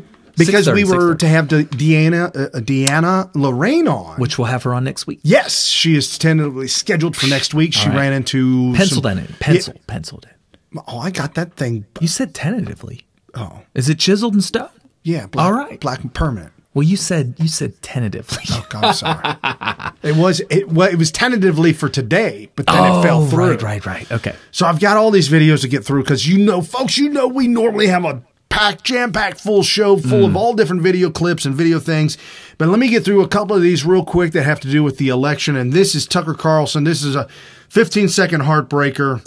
It's interesting, though. I just read an analysis, and it was on 538, not a right-wing site, that said between 2000 and 2015, every single recount statewide that changed an election result changed it in the Democrats' favor, every single one. I just feel like having you stop. Oh, you did stop it. That was it? Yeah. Okay, so that was a critical stat right there. People, if you're not a stats person like me, have you ever seen the movie A Beautiful Mind? Oh, yeah. Remember the scenes where the great John Nash, played by Russell Crowe, would try to solve these complex equations, and he could start to see the white wax letters and variables and numbers and equations floating all around him in 3D, and he could see it all, and it all was perfectly. That's kind of how I see numbers and statistics. I really do. I really do see that way. And I'm telling you right now, I cannot understate or overstate. I cannot overstate what Tucker just said there. And that is that this is statistical proof that there's election meddling by the Democrats in the Democrats' favor. What is what would be the odds that this is coincidental for 15 years on every single vote nationwide? It always favors Democrats. It would be for 15 years. It would be. It's an. I mean, statistically, it would be an impossibility. It's like the argument that I have with evolutionists who say, well, you know, life could have just spawned by itself at some point. They've had billions and billions and billions of years for it to happen. There's lightning strikes in the primordial soup. Energy added. We had different atmosphere. We had more energy. We were closer to the sun. Certainly an accident could have happened where molecules could have assembled in just the right way, just by accident, in order to cause something that we would view as life. And I'm like, statistical impossibility. And for those of you who believe in life spawning from non-life, which, by the way, is pseudoscience, pretty much proven beyond any shadow of a doubt that it would never happen. That's kind of what we're talking about here. 15 years and these close races that have to be either recount or gone over with a fine-tooth comb. You could tell me, well, Carrie, there could be a reason behind that isn't just statistical. Like, for instance, maybe it's because every time there's an issue with recounts, it just happens to happen in a very densely populated area, which, by the way, we know it. We call them cities, and cities just happen to be a lot more Democrat just by their nature. So when you start to go in through all these votes with a fine-tooth comb, it's going to be more so with the Democrat votes, which in turn would end up giving you more votes than the Democrat. I don't know. I need to see that argument a little bit more closely. Nobody's made that argument, by the way. I literally just made that argument up by myself right now. I would like to see if somebody wants to explore that further. But when you think about how sometimes the Republican wins, sometimes the Democrat wins, it doesn't matter if it's close or not. If a Democrat's running and the Democrat wins, sometimes it could be a landslide, sometimes it could be close, sometimes it could be razor thin, sometimes it'll happen even with a recount, but statistically, it should happen equal both sides. It should happen especially in close races, in very, very, very close races. Like, for instance, if we're in a red state and that always has a red governor, you're always going to have a Republican governor every time, and so that wouldn't apply. But we're talking about really close races where it could go either way depending on the recount. Tucker's saying every single time, 100% of the time, from for 2000 to 2015. It's a statistical impossibility. And how is it that that old girl in Arizona just the Republicans just bowed down walking away? They may not know. Republicans got to fight this. She may not realize that she had just been duped. That she's now her political career, the carcass of her political career has just been thrown on top of the pile of victims that have been victimized by this election meddling. It has to be election meddling. And by the way, I would love to know what the political leanings are of the actual poll workers. I'm talking about the person that you walk into and they say, "Hi, I need to see your ID." Okay, and they look at it and then they say, "Here, sign here." And then those workers, I know that when my grandmother used to do it, she was a hardcore Democrat. She was asked to do it by her friends in the Democrat Party. Where are the Republicans? Where are the Republicans on this? Where are they going around asking, "Hey, you know that poll that you go to and vote, Carrie? Yeah. What about it?" Well, there's a job there where you have to hand out the ballots. You have to look at the the person's ID and check their signature and make sure and hand them the ballot. I've never been asked to do that. At my polling station, at like 2 o'clock, 1 o'clock, 2 o'clock, the morning shift was finished. And then the afternoon shift to finish up came in. Literally every single handicapped spot emptied out because everybody who worked that morning had to have been over 100 years old. Okay. They were all these old cotton tops, all these ladies that were connected, lots and lots of older ladies. There is an unbelievably overwhelming female to male ratio. It's almost completely every polling place I've ever gone to, which of course is mostly mine, but a couple of times I've gone to other. It's always a female working the tables, and I don't know where. And I know for a fact that my grandmother. I asked her how she knew. Like, how do you become a worker at these polls? And she was like, "Oh, I was just at one of my Democrat meetings, and somebody said, hey, we need poll workers." I go to Republican meetings. I've never been asked to work a poll. Here's the thing. Bill Still did a video this week that was pretty groundbreaking. Eye-opening. Okay. He led into his story right after he played that part about Tucker Carlson. And Bill Still said, okay, you can take this article, you can take this story out of the conspiracy theory and put it into a possibility. Plausible. Okay. 1982, the Republican Party, which I thought was quite ingenious, put together a campaign to where they mailed out mailers to inner city people, and if they got the mailer back and it said return to sender, they knew that name was probably not living there or dead. Not living, like they moved or they died. Right. Okay. And it was primarily, they were mailing these out to Democrat voters, inner city, black, minority, at least that's what Democrats claimed.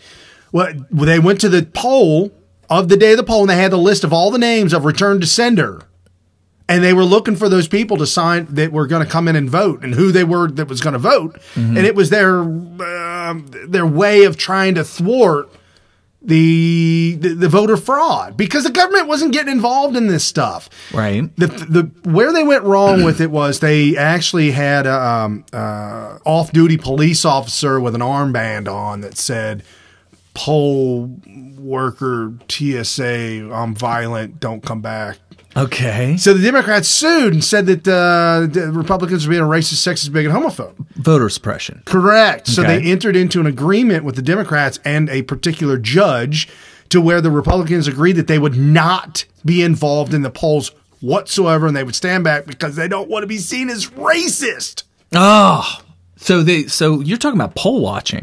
Right. Basically. So they agreed that they would stay nationwide. They would stay away from the polls nationwide on election day.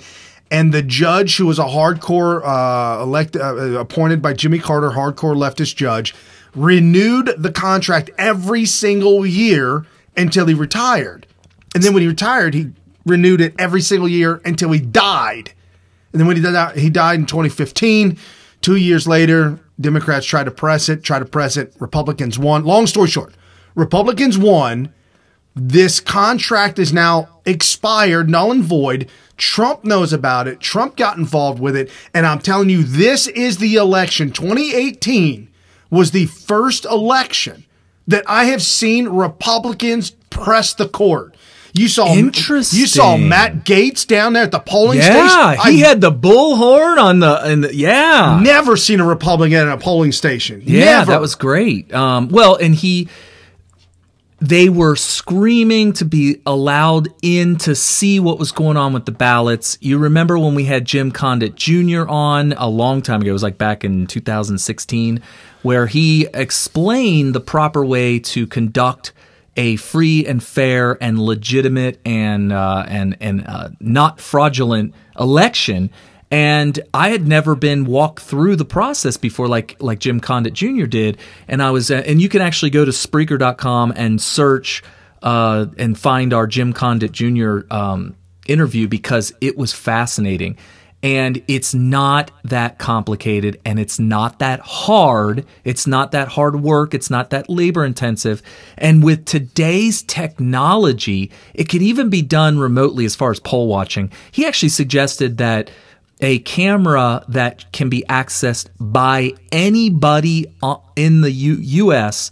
that keeps an eye on the ballots the whole entire time at every single polling place, and the video is recorded so that you could go back and look at the tape to make sure that chain of custody is maintained on these things. Yeah, because we've seen now. We've got poll workers saying that they were told to change the ballots. There were subsequent ballots that weren't filled out yet that they were going to fill out. And people they were missing ballots, missing boxes, whole boxes. And then I got that story. We still don't have our guest on. Then they would find them. They would find the boxes and say, "Oh, well, nobody knew where this was, and we have an idea of where it came from, but it is a big box full of ballots, all ballots of which were cast for the Democrats." Right. And we're going to go ahead and pile this on to the rest of them. Who knows? They knew where they came from, but they're acting like they didn't know where they came from. They're acting like they didn't know why they were lost or why they were left in the trunk of a car at an airport or whatnot. And they're adding to the total. Voter fraud has been a major problem, and we need to revisit every single place. This 38 seconds that is going to blow your mind. I got a call from an Avis rental employee that he had contacted the sheriff's deputies upstairs at the airport, and they weren't interested in reporting this. So he contacted me, and it turns out there are some provisional ballot boxes and other materials from the supervisor of elections left within a Avis rental car. And the rental car was rented to a gentleman by the name of Noah Holloman, who's a Democrat who actually donated to Andrew Gillum, and I believe the sheriffs are coming right now. So they're here right now, and you can see the ballot box inside the building right there. Wow. Hold on, watch. Kerry, look. There it is. There's the ballot. Yeah. There's the ballot box. Yeah. The ballot box inside the Avis rental. Inside the Avis rental. That's clearly no chain of custody. And then on top of that, I think it was Laura Loomer was given broken seals from ballot box locks. I had that in the show notes. She posted up pictures of all the seals of the boxes that were broken and thrown out in the backyard of the polling station. Come on, man. Yeah, why is that the case? So we have our second guest on. Would you like to introduce her, Brian? Yes, we have Dr. Jane Ruby on. And like I said before, if you go down into the bottom of the show notes, you'll see the link to her book, A Sea of New Media. We're going to talk about that. She did get in. Well, I don't know if she got in with it, but she started calling out this woman, I can't pronounce her name, out of Minnesota, who's hardcore Islam, Sharia law person. Omar is her last name, right? Yeah, Omar's her last name. And she tweeted out about that. Also, Brigitte Gabriel tweeted out about it as well. So without any further ado, Dr. Jane Ruby, welcome to Smith Radio. Glad to have you on. Hey, guys. I'm so happy to be here. Awesome. So you're involved with the American Priorities Conference, and you're going to be there. You running that thing, or what's going on? Oh my gosh. Well, it's growing and it's just exploding, and it's just more than we even imagined. But I really have to give credit to my wonderful friend, a great patriot, Alex Phillips, who really conceived the idea last year when CPAC started to, alienate folks and censor folks and, leave a lot of folks out in the movement, even if they didn't have the same opinions. We want to hear from everybody. We want a dialogue. And so, it was the brainchild. And then Alex's excitement for it just, was so contagious. And we've all been helping. Didn't they, wasn't Milo supposed to speak and then they canceled Milo at the last minute? Oh, I remember that. Yeah, that's a blast from the past on that, because we were there 2 years ago, and I got that really hit home what you just said, Dr. Jane, because 2 years ago, we volunteered, both Brian and I volunteered to be in CPAC, and we had help from people high up to make sure that we were selected because we had never done it before. They didn't know who we were, so we got vouched for by important people. And seriously, I mean, they probably would have just blew us off. We're not allowed on anymore. Well, hold on, you're getting ahead of me. Sorry. So Well, anyway, if you guys had a really interesting conversation with I love Brandon Straka. He's amazing, and what he's done is amazing.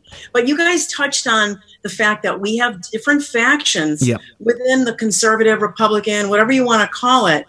And I think that that's what came out, that CPAC has gotten a little too establishment. Absolutely. And so now it's sealed off and it's just for the mucky muck.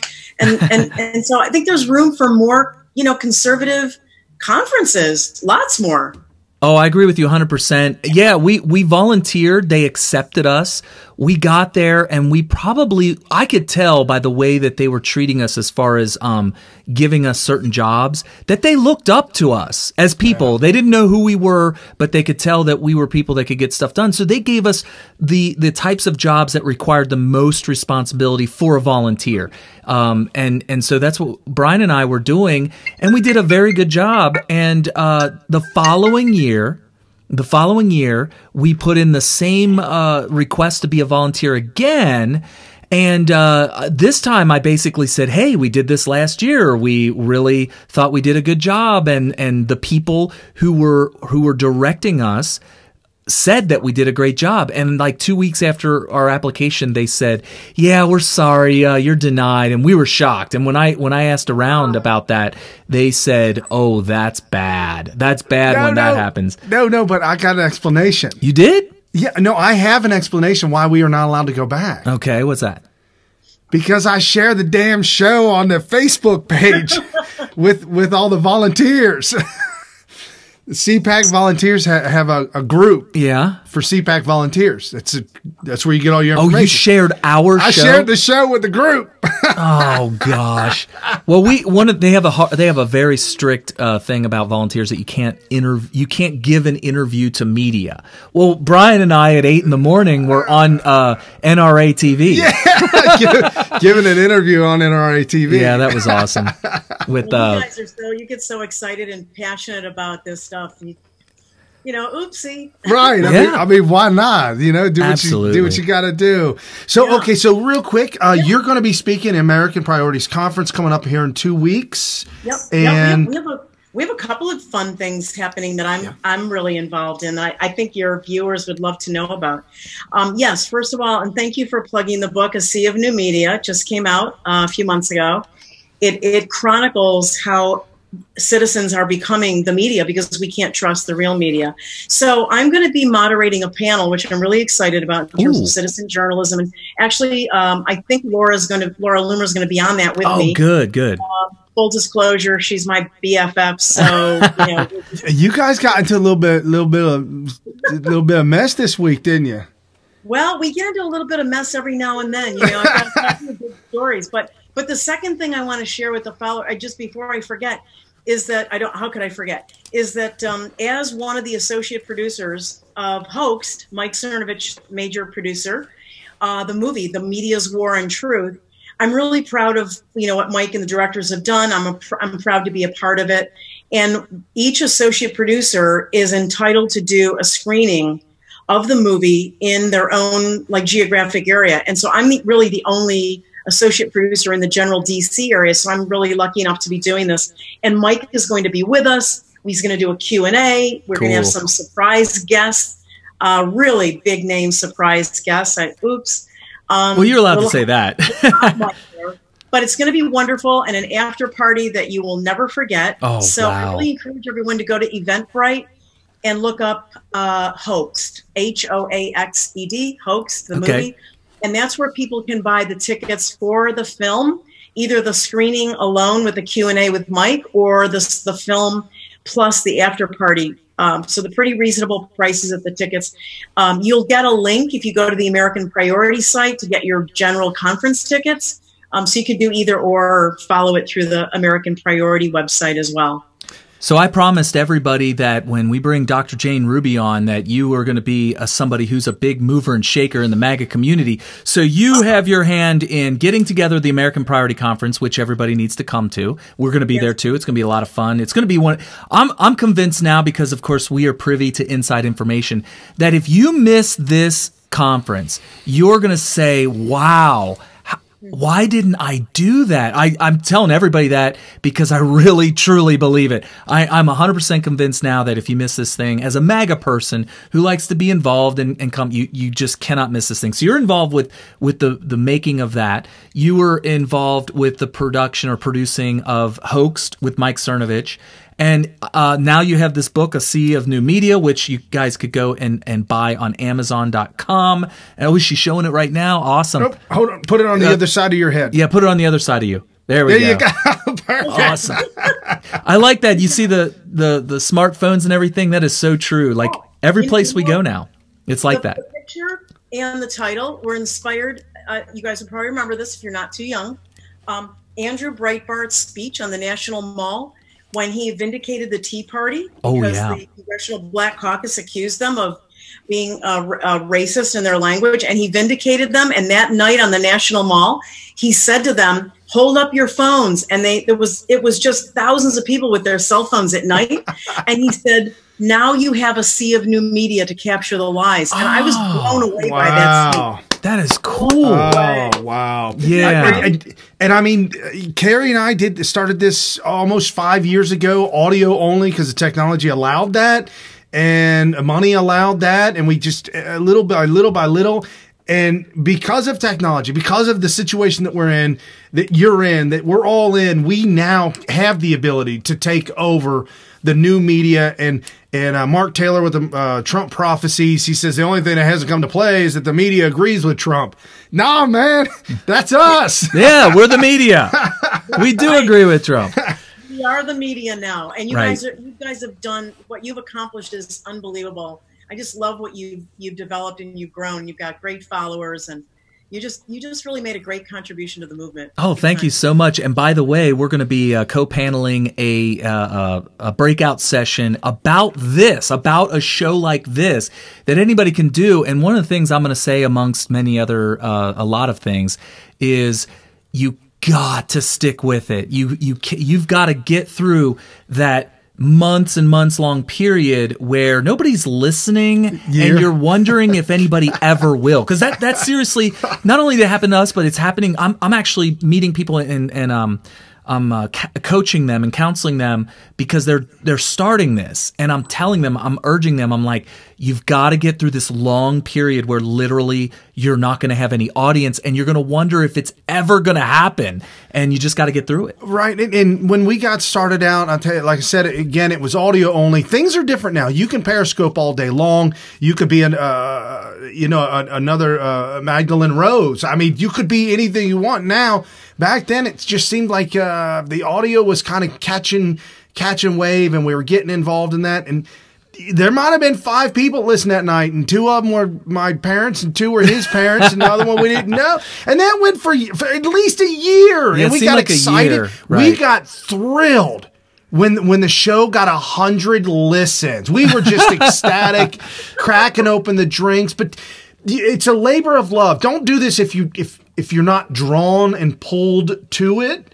Don't get me wrong. There are times where I thought that, that I'm done with this. And Carrie was like, no, we're not. And there were times he said, I'm done. And I said, no, we're not. It's big picture. And then my wife said to both of us, shut up, you idiots. You're not done yet. That's right. But that's what this is all about, though. This coming together, American Priorities Conference. Right. Absolutely. And I think, you mentioned it a few minutes ago. You touched on something really important. This is the beginning, or sort of the launch of this alternative, new conservative conference. And I think we're going to look back in a few years, 5 years, and even 10, and we're going to say, wow, we never thought it would grow to this. Yep. It can only get better, and it can only grow. And I think the word is going to get out. But I think the first year is going to be really super special because, the conference is making history. Let's face it. You know, it's interesting that you say that when, you know, we went to the Deplore Ball and it was the hottest ticket in town. But when I first bought the ticket, when it was only $30 for the Deplore Ball ticket, I remember thinking, oh, I envisioned this thing as a bunch of ragtag, you know, poorly dressed, dirty, grimy guys clanking beer mugs together like, yeah, we won the White House or whatever.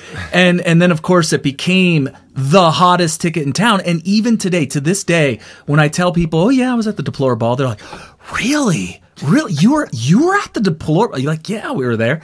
And I feel like, you know, we were at the St. Louis Eagle, was it the Eagle Conference? Eagle Conference. And one thing that I noticed about that one is how it felt so big and established and like it was well oiled. Everything was it was almost like a legacy.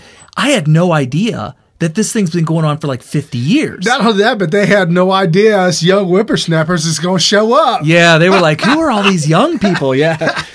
You know, having some low energy soy boy Antifa show up. Right. They were, we've never had protesters here before. I thought that was funny. But the point is that we're doing pretty awesome so far in throwing together this thing for the first year. If we keep this thing going every year, you look at something like a St. Louis, which I feel is peanuts compared to what we could do, because they're very focused on one specific issue that happens to that a lot of conservatives like. MAGA is a lot more encompassing, and so I think this thing can get very, very big in the future.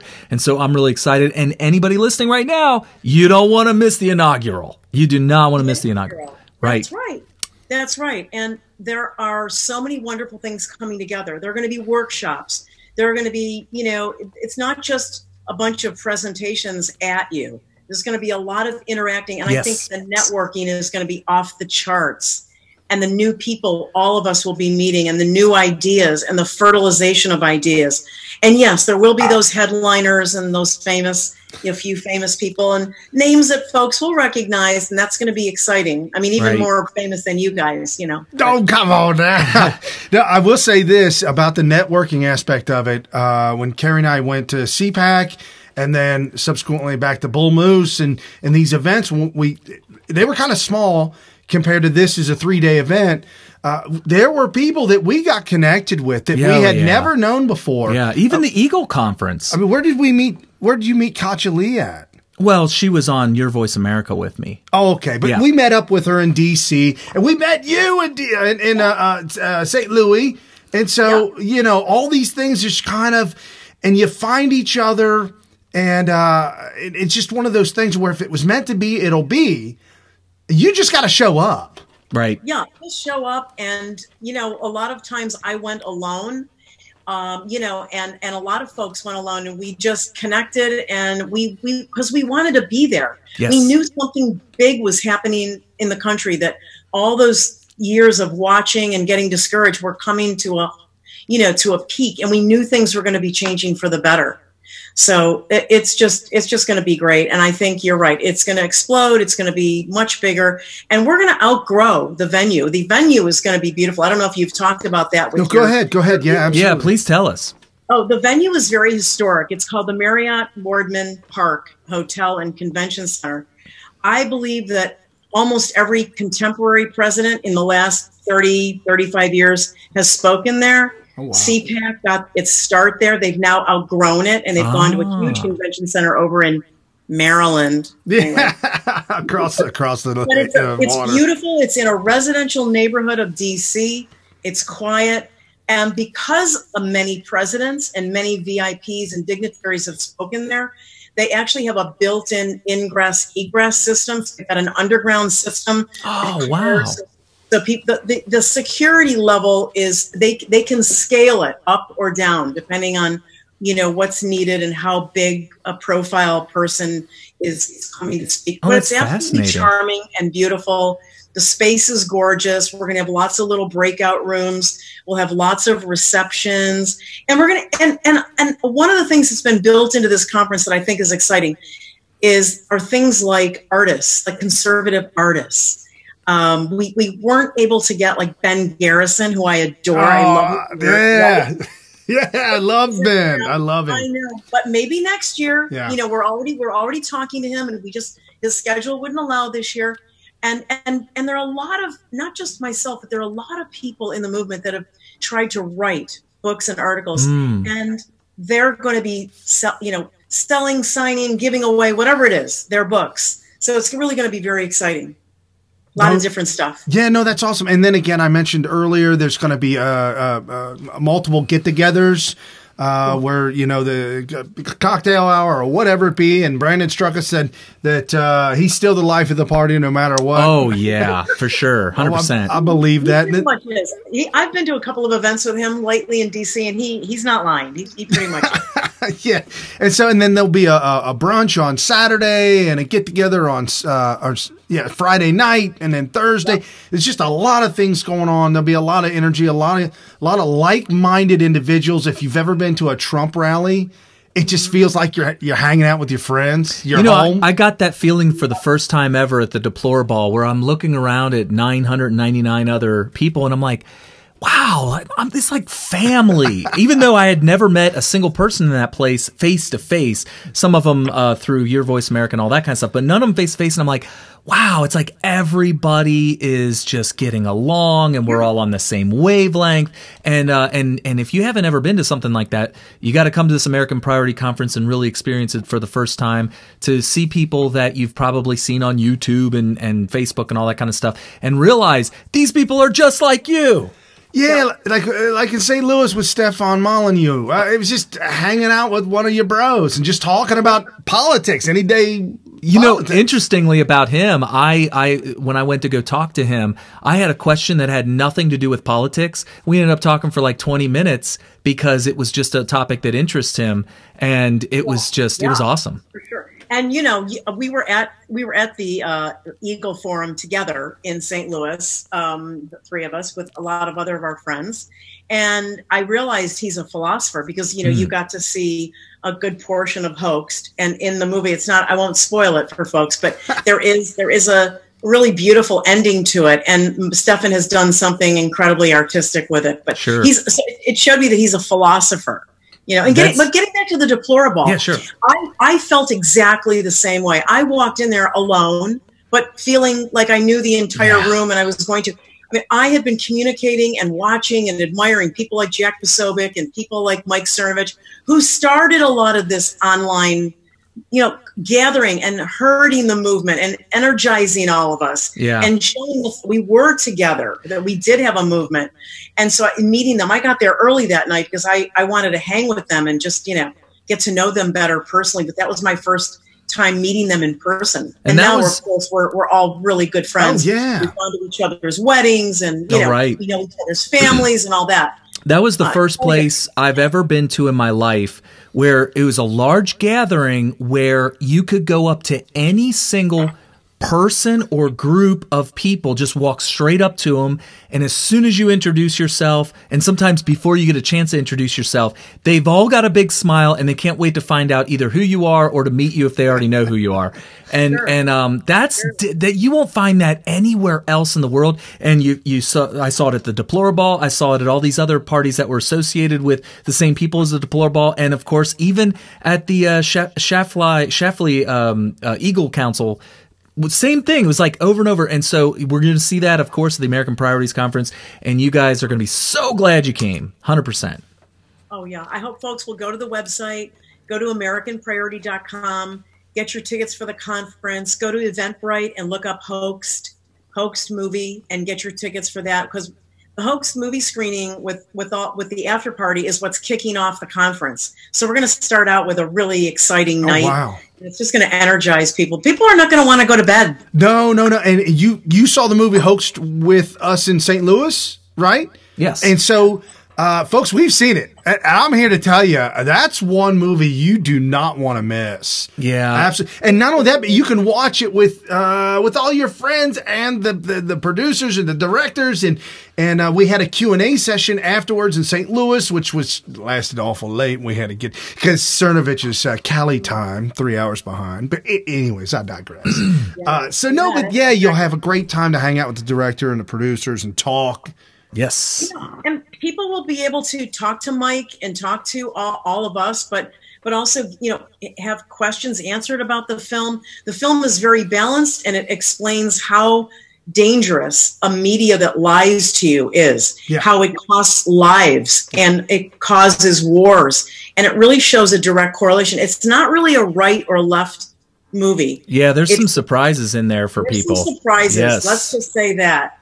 Yeah, really worth it. Absolutely. Really worth it. Real quick, I know we're talking about American Priorities Conference, but real quick, I got your book up, your new book, A Sea of New Media. Real quick, you want to talk about that real fast and plug it a little bit? Sure. Thank you. As I said, it was inspired by Andrew Breitbart's comment, and how it was more than the fact that he just said something that was important. It had, to me, it resonated, had far-reaching, consequences for what direction we're going to go in next. Remember the guy who, everybody knows this guy, nobody knows his name, but everybody, remember the guy who was just happened to be at the right place at the right time and photographed Hillary Clinton on 9/11/2016 getting dragged into her van. If he had not, he's a citizen. If he had not, taken his cell phone and taken that video, we never would have known she was that ill. Right. And it's important. It was important. One person. No, you're right. Yeah, it's important that we would have, that the people back in the day knew that FDR was crippled. I mean, that would have been, not that we needed to know, but if it came out that he was, and we're in the middle of this Cold War, we're in the middle of this war, and things, so World War II. World War II, and things aren't looking good, and now all of a sudden you've got a president that's actually in a wheelchair. Well, it turns out that good people do the right thing no matter what. It turns out in World War II, it was good to not let everybody know that he was crippled, and it was a good thing for the world to know that Hillary was very ill. Absolutely. So people always do the right thing. And it's more than just a public official being ill, as you know. It's being able to get the truth out there, because when 5,000 people are tweeting about it and they're on the scene of an event, you have a higher, nothing's 100%, but you have a higher probability that they're telling the truth, rather than what is being fed to us from these corporate conglomerates, this Democrat media complex. So the book is about it is about that, and it also chronicles some of the major people in the movement. And there are many more than I was able to get in. I really should do a second edition. But it talks about people like Laura Loomer, who many people don't know started as an operative with Project Veritas. Yeah. Right. Okay? We knew that because back when nobody was listening to one of his, I think it was the voter fraud video that he came out with 2 years ago, he put it out there and nobody was talking about it. And at the time I was on Your Voice America, and Bill Mitchell mentioned, gosh, I cannot believe this video is not catching more traction. I'm really shocked. So I reached out to Project Veritas, and the person that answered the phone was Laura Loomer. Go So that's how Laura Loomer and I started our professional relationship, because I told, when she answered the phone, this is gonna be kind of a funny story. When she answered the phone, you could tell by the tone in her voice that she was like, is her name Jean or Janine? The woman in Ghostbusters who was sitting there waiting for days for a phone. That's how Laura Loomer was. Yes, I got the phone. She picks up on like a half a ring. Hello, yeah, hi. Yeah. Are you there? Oh, man, she was so happy I called. She still does that. If she doesn't pick up by the end of my first ring on my cell phone, I know she's either doing a TV interview, doing a radio interview, or she's in the shower, okay? Yeah. Because Laura doesn't answer on the second or third or fifth ring. But she was so happy.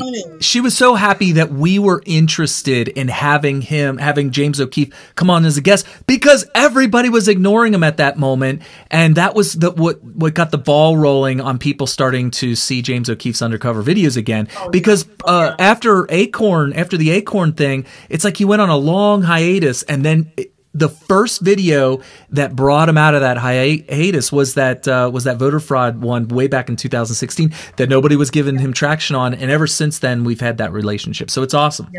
Yeah, I think he was probably setting up his infrastructure for Project Veritas, and to me, he's at the level of Julian Assange, which for me is a truth teller. Oh yeah, absolutely. His stuff has never been refuted. They can call him whatever they want, but it's never been refuted. And James's stuff is real.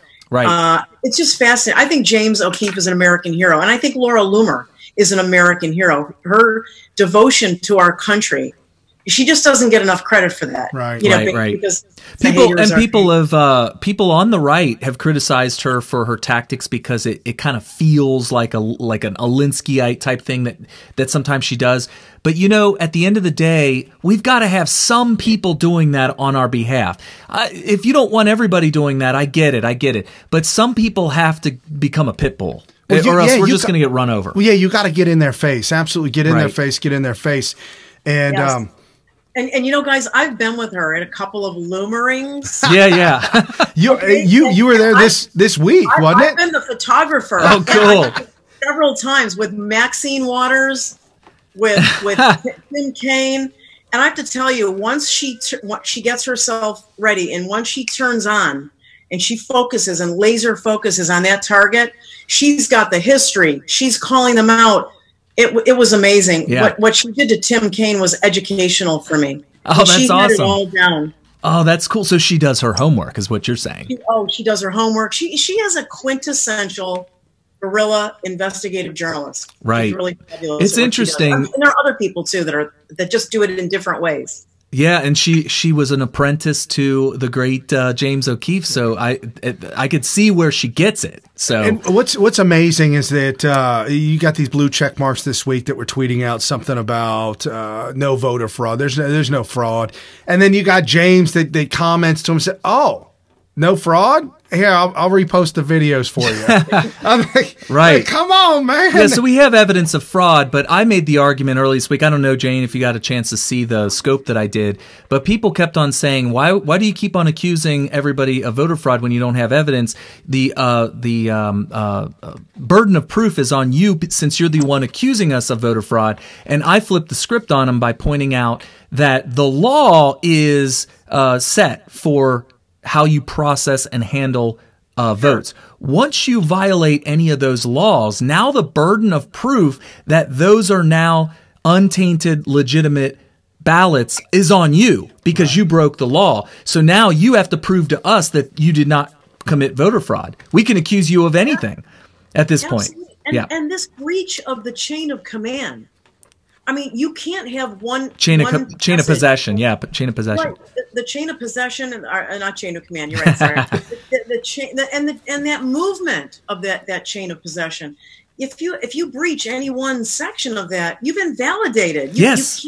What about the video with the pickup truck that was driving up to the big giant moving vans? And, oh, no, these were left behind. They're in my pickup truck. I'm just dumping them off. Don't worry about this. Let me tell you something. The left is so comfortable yes with lean. Yes. They're so comfortable and emboldened with, look, you could say, they got their hand in the cookie jar like this. What? I'm not stealing cookies. Your eyes are lying to you. Do you know, I mean, it's really that bad. That actually comes from them getting away with it for so long. And if you watch Bill Still's video that he put out earlier this week that I talked about earlier in the show, apparently they've been getting away with it for 36 straight years, unchecked by the Republican Party. Wow. Unchecked. It's frightening. It's frightening. And I'll tell you what else is frightening, that some of these socialists actually get within a range that's so close that they can demand a recount. Right. Hello. Really? Almost 49% in certain states are voting yes to a socialist? And I know, it's painful. Right. Magdalene Rose was saying that we lost the youth vote 32 to 60, 67 to 32. We lost the youth vote. Pretty much 2-1. Right. We were at an adult establishment drinking adult beverages. And this young kid who was just freshly out of high school, he was 21, and he went to the local Catholic private all-boys school.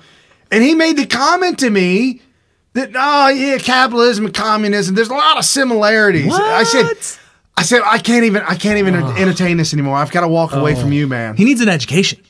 Some people still think the word progressive means to just move things ahead in a good way. Oh. It's really scary. But you know what? We have to take some onus for that. I'm not sure that as conservatives and sort of Republicans that we're really doing a good enough job to educate the youth. And, you're right. I've always said the establishment GOP is no different than the Democrats. We've got a lot of work to do in our party and weeding out all of that. And I heard you guys talking about that with Brandon in the last segment about we've got a tricky situation in the Republican Party. We've got snakes in our grass. Well, did you guys see the Michelle Obama interview about her new book coming out? I did hear a little bit about it. It was George Bush's daughter who interviewed her. Yeah.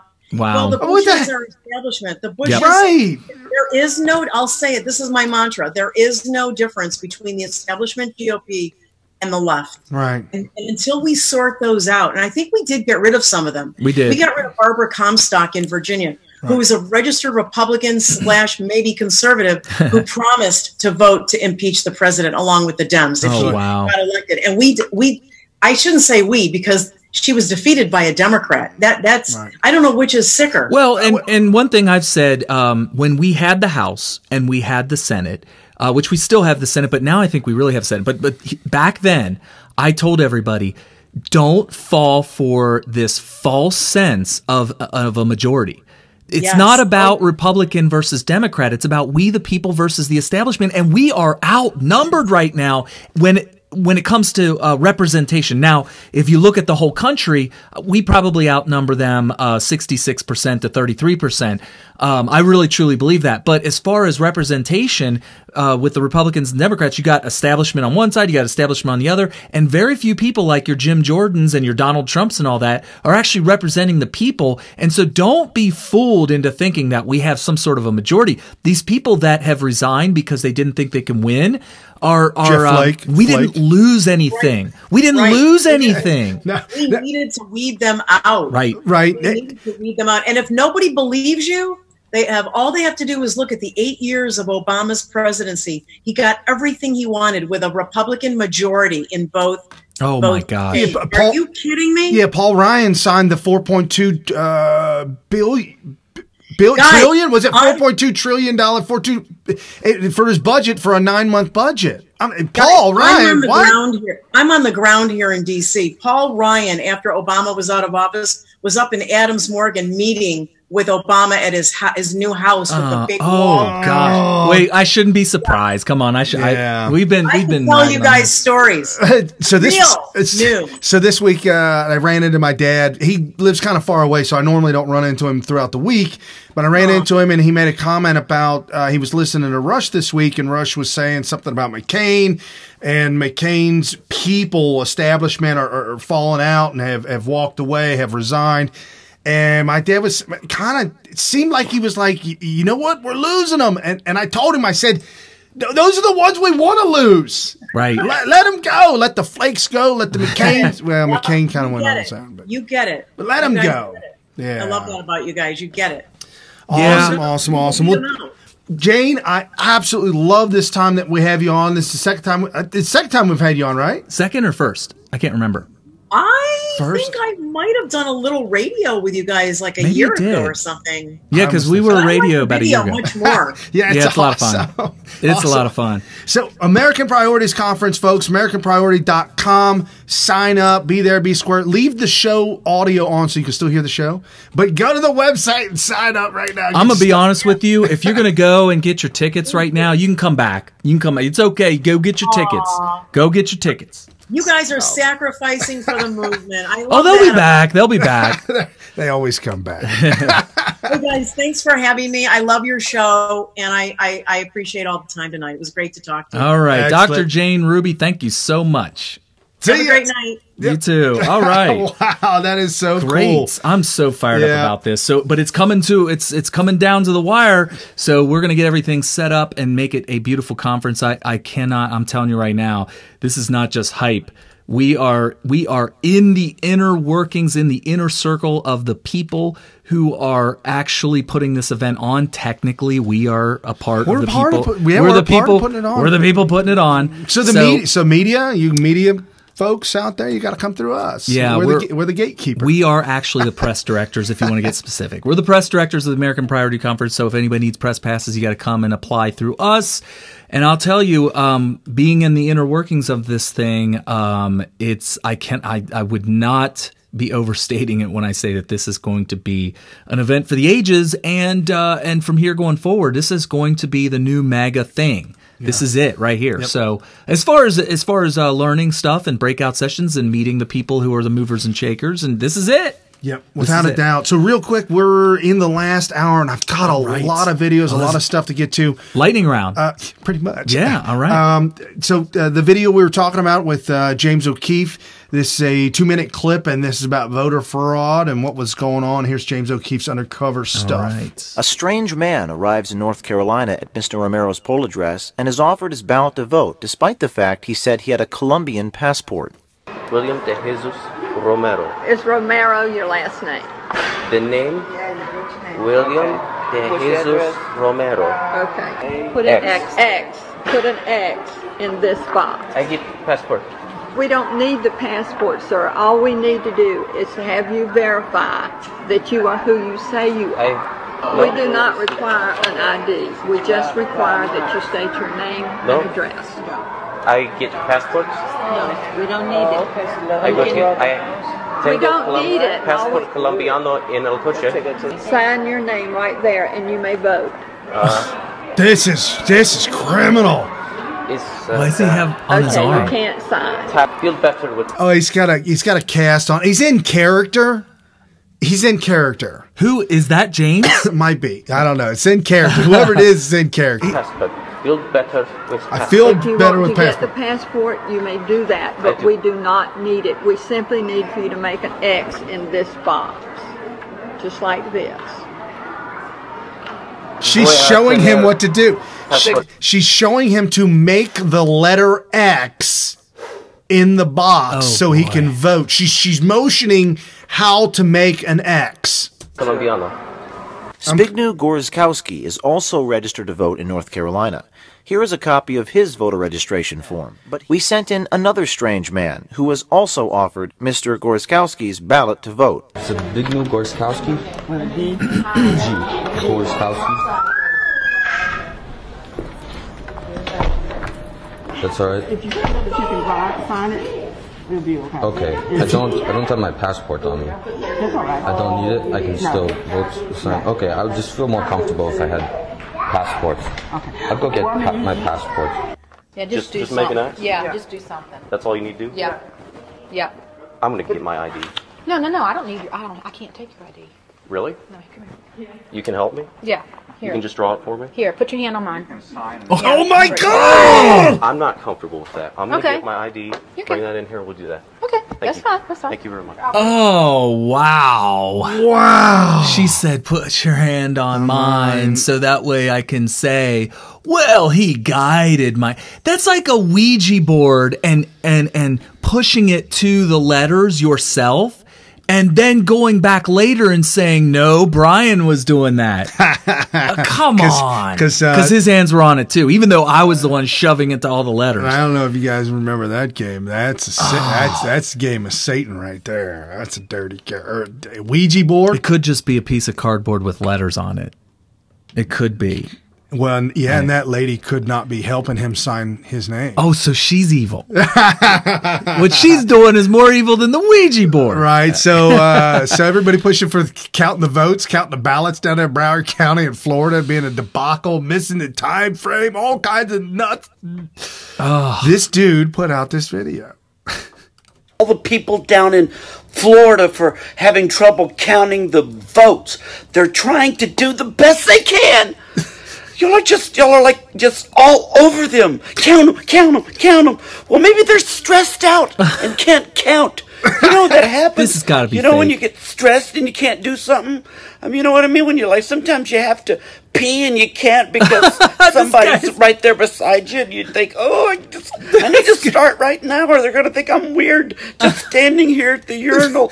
And that's what's happening probably in Florida right now. They feel like somebody's standing there and they can't pee count or whatever it is they do. So leave them alone. Stop stressing them out and let them do their job. Was that what's his name? You think that's That's fake. I couldn't help it, man. That's too good. Was that what's his name? I don't know. Might be. I don't know. I don't know who it is. Yeah, listen to you. That was kind of funny. Oh, It's you're like talking about the guy from not Fox. yeah, 925. Fox. Yeah. Is that who it is? No, because it kind of looked and sounded a little bit like him. Whatever his name is, Donnie something. Donnie Baker. Was that wasn't Donnie Baker? No, it could have been. Could have been. Oh, Could have okay. been.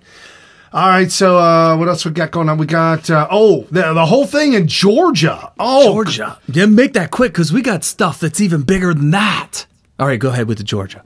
Oh, here's Abrams in Georgia. Joining me now for her first national interview since ending the race is Stacey Abrams, the former minority leader of the Georgia State House. Leader Abrams, thanks so much for joining us. You said that, quote, democracy failed in Georgia. Obviously, you're referring to some of the messy process of democracy, as you called it, incompetence and mismanagement. But do you think that there was deliberate interference in the election? Yes. Oh. And I believe it began 8 years ago with the systematic disenfranchisement of more than 1 million voters. It continued with the underfunding and disinvestment in polling places, in training, and in the management of the county delivery of services. And I think it had its pinnacle in this race. But a few months before, in May of 2018, a Republican primary had to be called for a do-over because a number of voters did not receive accurate ballots. We know that there has been a dramatic discrepancy in the way absentee.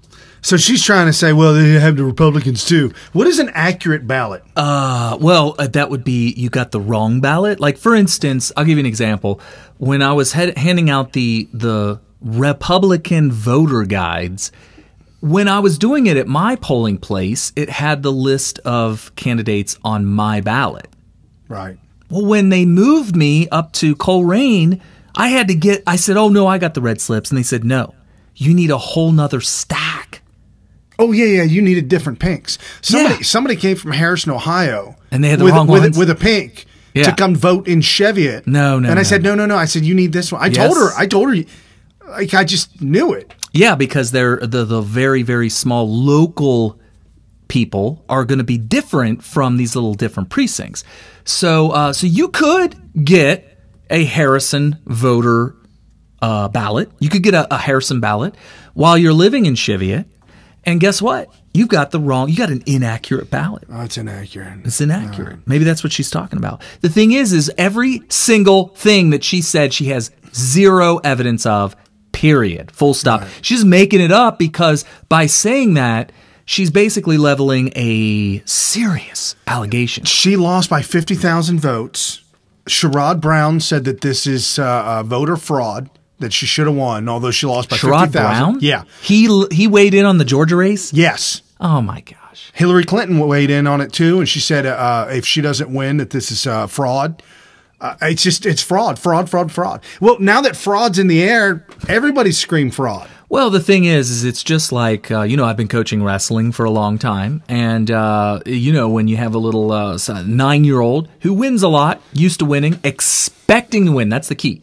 When you're expecting to win and you really think you're going to win, and you may even be winning during the match, but you end up losing. And the ref tries to raise the other guy's hand. You end up throwing a fit, a temper tantrum. You don't accept the loss in any way, shape, or form. And then you start making excuses and saying that I would have won if X, Y, or Z didn't rip me off, or if somebody didn't cheat, or if somebody didn't do me wrong. And this is the kind of immature, just a lack of sportsmanship. And by the way, I think victimhood. I'm a victim. And I think sportsmanship is an okay word to use for any kind of competition. And an election is a competition between the two candidates. And this is just poor sportsmanship.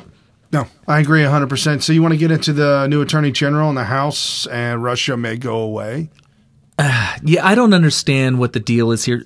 Basically, what they're hoping is that Donald Trump, being he's a non-politician. He was never a politician before he became president. And so they're hoping that the learning curve doesn't catch up with him. And there's people who know better. They know better, who are making up the rules and telling Trump what he can and cannot do, what he is and is not allowed to do per law. And they're actually 100% wrong. Even Judge Napolitano was wrong. Yeah, Judge Knapp. I've fallen out with Judge Knapp. I have not gone back since. Here's why we like Judge Napolitano. I did. Well, why we did like him. Because he truly is a libertarian, and he truly knows how to articulate the libertarian point of view, a very conservative libertarian. And so he's right on point with that. But you can't be wrong on law. No. If you have an attorney general that resigns and there is a large gap between the time that you don't have an attorney general and the time that the Senate gets back to be able to vote on an approval for your attorney general, you can appoint somebody in the interim. Right, for a total of 7 months maximum. And if the Senate is reviewing a nominee in that time frame, after 7 months, if they're still interviewing him and the 7 months is expired, the president can renew it as long as that the Senate is. And that came up in 1998 under Clinton. Oh, Clinton. Okay. Under Clinton, because if one party has the Senate and the other party has the presidency, they could stall you out for years. And I'm going to tell you right now. And never get your job. You can never get your job done. And I'm going to tell you right now, we have no government if the president of the United States or any other high office holder is not allowed the appointments that he needs. If they are not allowing him. And let's use Attorney General as a perfect example.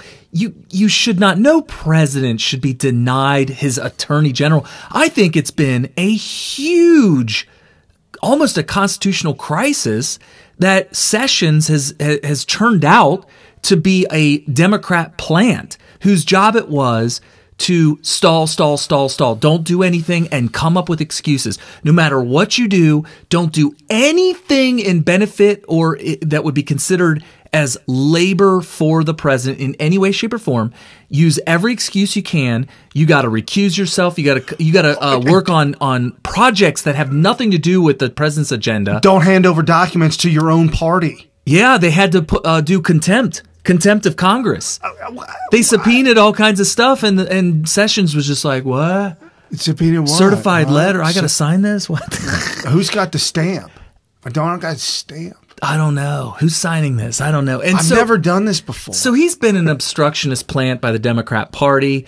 And so we had no attorney general. By the President of the United States, we the people's duly elected president didn't even get an attorney general for 2 years. Now that he's gone, they want to try to deny him an attorney general for another couple months. Forget that. Maybe even another year. I don't know how long. 7 months, 6 months, whatever. Yeah, who knows? And the point is that there actually is a law that allows him to put somebody in there. So he's not breaking any laws. He's not breaking the Constitution.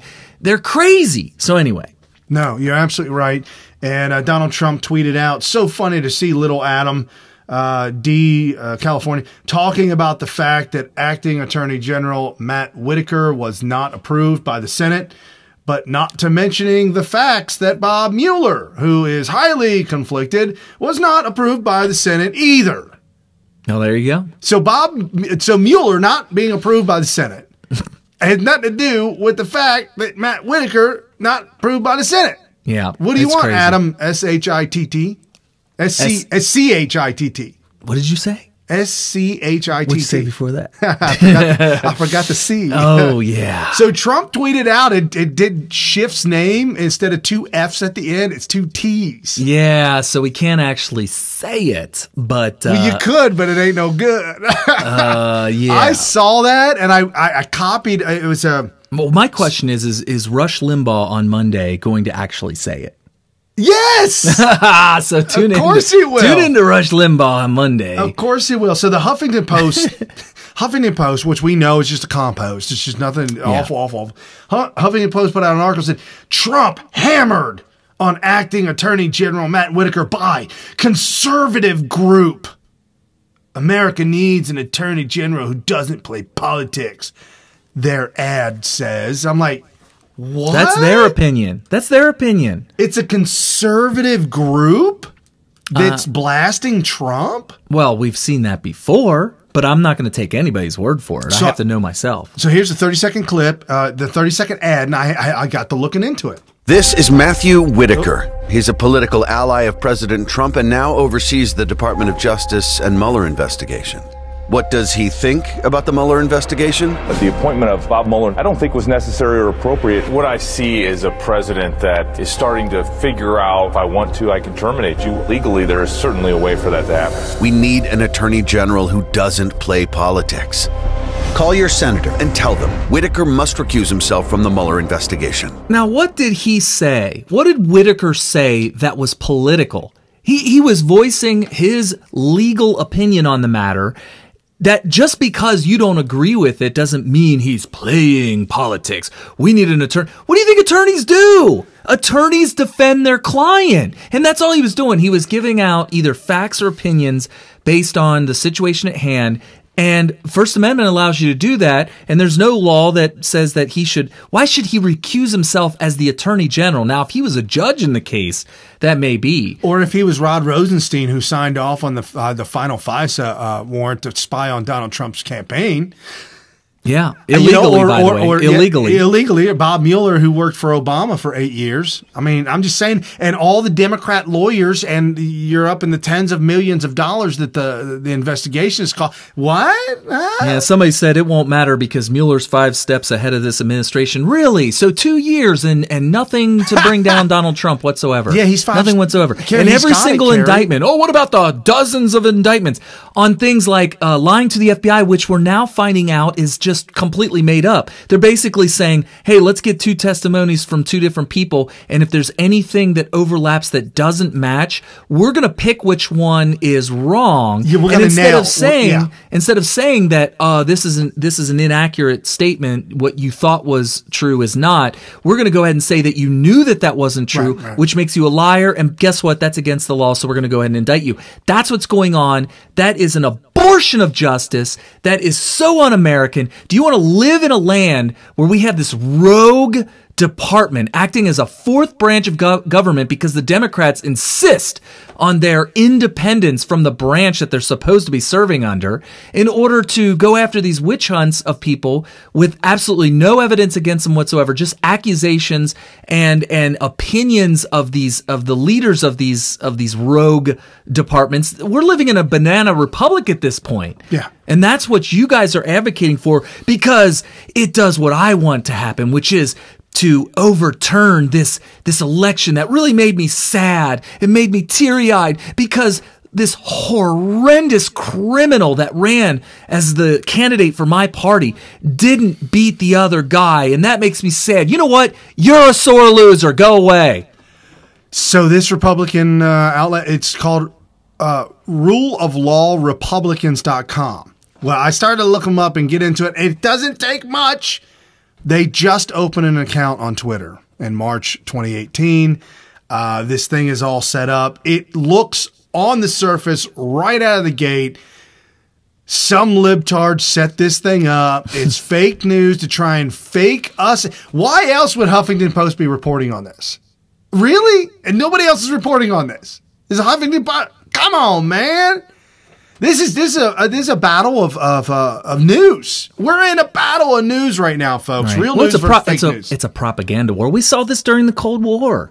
Right. If you've been paying attention to the Cold War, which I know a lot of people watching may not have even been born yet when the Cold War ended, but it was largely what made it a Cold War as opposed to a hot war was that we were not fighting directly. We were doing proxy wars, which obviously a lot of people were. It was real war, but it was proxy war. But mainly there was a lot of propaganda war going on. You know, a lot of people credit the defeat of the Soviet Union by dropping or by sneaking Hollywood movies in there so that they became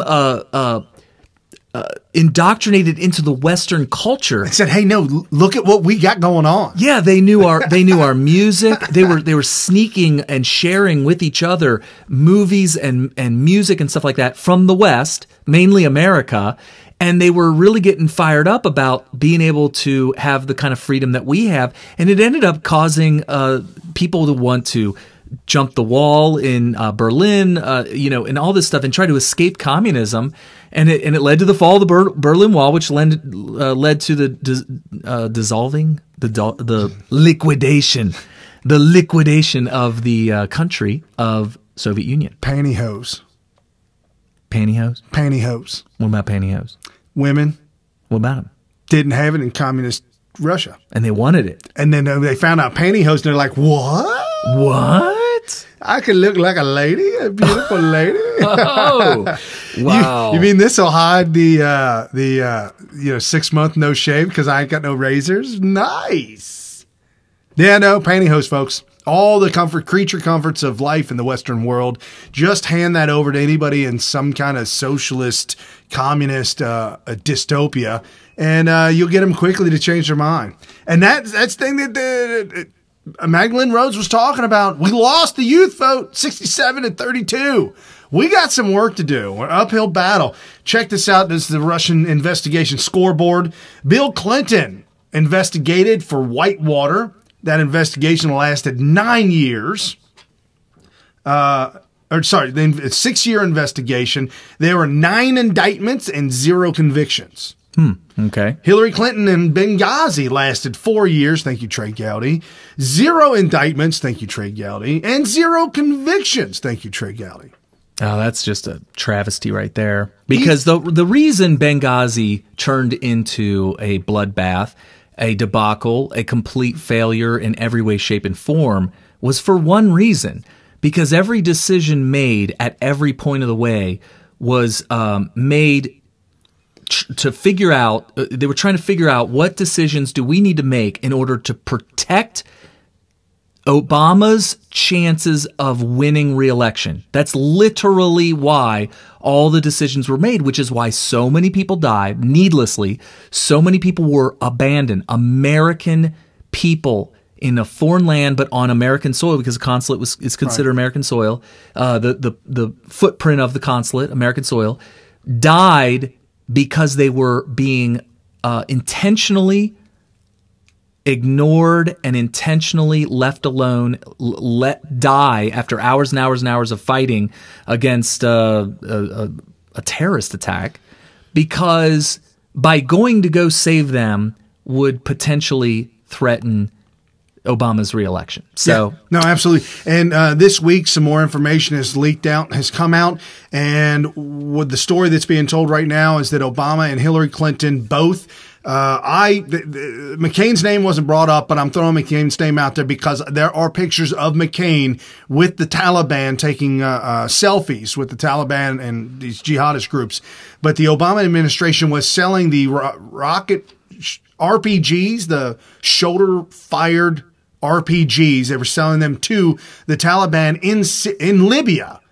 And the reason why they were doing that in Libya is because they wanted to overthrow Muammar Gaddafi, because the Clintons and the Obamas cut deals with mineral rights, if you will, with the warlords that were going to take over. They promised the warlords, yep, once you overthrow Muammar, you can take over, just cut us the deal so that we could mine and we can oil, whatever the money would be. And so that went bad fast. And the reason why that went bad fast is because these terrorist regimes, one of them launched an RPG at an American helicopter, but he did not arm the rocket. He apparently didn't understand and didn't know how to do it.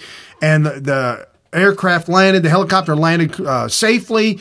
The rocket was recovered. The serial numbers on the rocket led all the way back to the State Department to where it came from. So Obama sent Christopher Stevens in as ambassador. Christopher Stevens sent him into and had to stay there, was not allowed to leave, and had to stay there to where they were going to retrieve those RPGs back. They're going to retrieve the rockets back from these terrorists. And that's why you had the uprising. They weren't giving that stuff back. There's no way they were going to give it back. So then that's where you had that come to play. And then you had the stand-down order, multiple stand-down orders that could only come from Hillary Clinton and Barack Obama. Nobody else could have given stand-down orders. Just wouldn't have happened. You were talking about blood on their hands. Bill Stills called it treason. Treason. I disagreed with that. Yeah, you have to be at war. Yeah. I mean, just on legal grounds, it's not treason, it's very un-American or whatnot. But yeah. Seditious, sedition. Sure. Yeah. Okay. So with that you being have to said, aid. You have to aid and abet an enemy. And what are we identifying an enemy? I mean, you have to be able to identify an enemy. Right. And we weren't at war with that individual. Or you have to literally go to war with America to be considered treasonous. If you go to war against America, or if you aid the enemy. Okay, well, if we find out later on that Barack Obama actually helped and aided Saddam Hussein, say he didn't die, and we were aiding Saddam Hussein at the same time being at war with him. Well, forget about that. Somebody this week, I mean, I asked about it, I don't know, said that there's all these terrorist training camps on American soil in the continental United States. I keep hearing it, but I don't know. Yeah, all over the United States, not just kind of dotting the border, but all over, like spread evenly all the way across the United States. Terrorist training camps with Islamic extremist terrorist camps. And so I threw out there, I said, where is this going? What are we talking about here? So I threw out there, I said, well, let me ask you this. Do you think deep state actors or government, the CIA or whatever, is trying to build a what do they call that? A clandestine type of army to go against us? And we're about to get into Swalwell talking about trying to nuke us and take our weapons. So it kind of ties in together. And people answered me, and these are people that believe the less believable stuff. I'm not saying it's not true, but it's shockingly unbelievable. But you could say that those people be treasonous because by aiding foreign enemies of America and training them to help them launch a war against America, I don't think you can get any more treasonous than that. So anyway. So real quick before we get into Swalwell, again, Hillary Clinton, Benghazi, 4 years under investigation, 0 indictments, 0 convictions.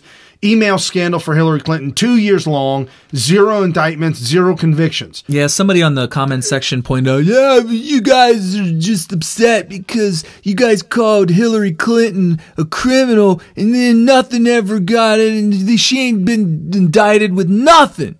And I'm like, wait, we know the laws that she broke. And nobody's even denying it. No, James Comey broke the law doing what he did. Nobody's even denying. Nobody's denying these things. And so the idea that, well, because they didn't get indicted and they haven't been charged and they're not even in court, that somehow that means that they are not obviously criminals. Because like with the accusations against Trump, there's no evidence. Nobody's agreeing to any of this. So we've got the Russia collusion. After 1 year, there were 19 indictments, 5 guilty pleas, and 4 convictions. Which we all know. If you go through the details of all those, you find out that it's all a bunch of legalese BS. And the convictions had absolutely nothing to do with Russia, nothing to do with Donald Trump. And some of them had nothing to do with the actual charges. Like the lying, turns out that the people that they were accused of lying to said, no, they didn't lie to us. Literally. Right. Literally. Right. It's like if Brian's mad at me for lying to his wife, and his wife says, well, wait a minute, Brian, he didn't lie to me. No, he lied. It's like, what are we talking about here? That's exactly what happened. That's actually what happened. Now, in the case of Hillary Clinton, we know what she did. Right. We know that what she did was illegal, and nobody's even denying it. Instead, they're like, yeah, well, that's not important. And what are we even going after somebody? She lost the election. Leave her alone. Well, check this out. Judicial Watch with Tom Fitton just won a huge deal here. A federal judge ordered Secretary of State Hillary Clinton to answer questions she has avoided for years about her private email server to conduct official U.S. diplomatic business. These questions were all put to her by Judicial Watch, so she's actually got to show back up in court again. This is going to be interesting. Well, she needs to go to jail for at least, I would say so, 6 months. And then breaking, Ryan Savadra, Senate Majority Leader Mitch McConnell. Folks, I don't know what's going on with Mitch McConnell and Lindsey Graham. I'm not welcoming them to the conservative wing of the Republican Party. They're acting like it. They won't be at the conference, I promise.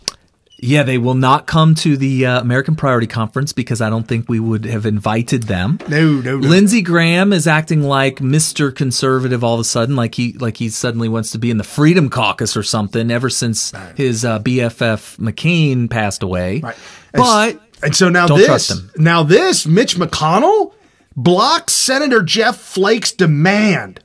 I don't know if you saw this last week. Jeff Flake got up there and started demanding, Donald Trump, you must pass this bill to protect Mueller. If you guys don't pass this to protect Mueller, I will vote no on every judge that you nominate. So we have a majority in the Senate. Don't even need him anymore. Yeah, we don't need him. But Mitch McConnell blocks Jeff Flake's demand that the bill be passed protecting Special Mueller from being fired. Flake says he won't advance any more judicial nominees unless he gets his way on the bill. So Mitch McConnell shoots it down and doesn't even get a vote. Doesn't even go. So fast forward, Donald Trump tweets out, care how many lives are ruined. These are angry people, including the highly conflicted Bob Mueller, who worked for Obama 8 years. They won't even look at all the bad acts and crimes on the other side. Total witch hunt like no other in American history. And then that's when Adam Schiff tweeted out, last night, Senate Republicans blocked a bill to protect Mueller. This morning, Trump showed again why we need it. We will do everything in our power to protect the Mueller investigation, the independence of the Justice Department, and the rule of law. Doesn't that sound rule of law? These Democrats talking about rule of law now? And now we got a website, ruleoflawrepublicans.com. Come on, man. I ain't playing. None of us are playing that game no more. This is over. It's over. It's done. Totally over. And I'm going to, it's a shame that it's taken this long. And you know, I don't know. These things, these special counsels are just, they're almost, it's almost to the point where it's like, when it's over, we're all going to collectively say, you know what, let's just not do that anymore. Dude, let's not do that anymore. And then real quick, the last thing, Kevin McCarthy to take top position in the minority for Republicans. We wanted Jim Jordan. We wanted other people. Well, we wanted him to be the Speaker of the House, which you have to be, your party has to be in the majority for. Right. So we can't have that, and the Democrats will have that. And so they're going to have Kevin McCarthy be the minority leader, but that's actually a good thing. And there's something that Brian will probably be like, that's right, I heard that.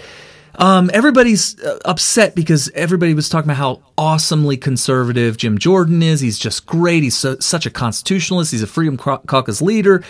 Well, first and foremost, as Brian has in his show notes here, Judiciary Committee is where Jim Jordan's going to be going to. And Trump nodded to Kevin, say, yo, Kevin, why don't you put Jim Jordan in there? Okay. And that seems to be what's going to happen, right? Yeah, yeah. Also, I actually have some friends in a little circle of important people that have been discussing this Kevin McCarthy thing, and they're calling him a cuck-servative. And, what? Right, and they're upset. They're upset about Jim Jordan not getting... Because what I was seeing... Well, I was going to tell you, and see if you remember this. We've been flooded with commercials on our local AM radio station by a Tea Party group, I think it's a national Tea Party group, about Kevin McCarthy.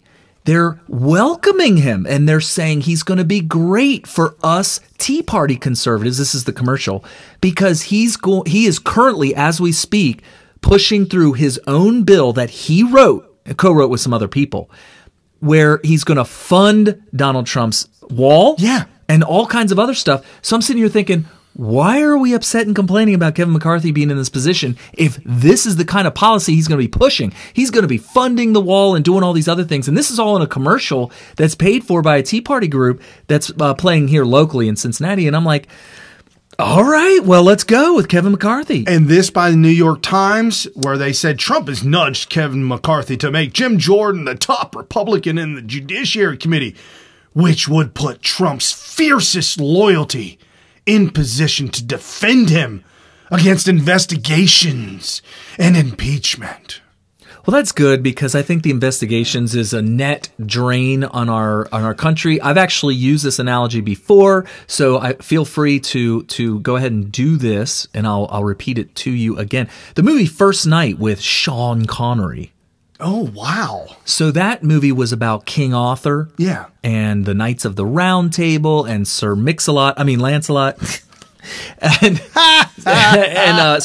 No, baby doesn't have back in this one. No back in this one. Guinevere, I think is her name. She doesn't. She might have back. Maybe. I don't know. But in that movie, I'm gonna spoiler alert, but you should watch it anyway because it's a great movie.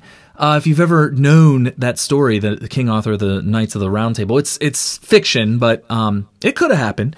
So there's this big infighting between the Knights of the Round Table, King Arthur, and especially Lancelot, who's going after the Queen romantically. Right. And it turns into a big debacle. Meanwhile, they have these arch enemies out there that are always trying to storm Camelot. They're these barbarians, and Camelot is this perfect utopia. And these barbarians are the whole movie long, the whole story long. They're trying to figure out ways to get King Arthur and to kill him and to capture. In fact, I think at one point, the reason Sir Lancelot even was brought into the Round Table is because he rescued the Queen from the barbarians who kidnapped her.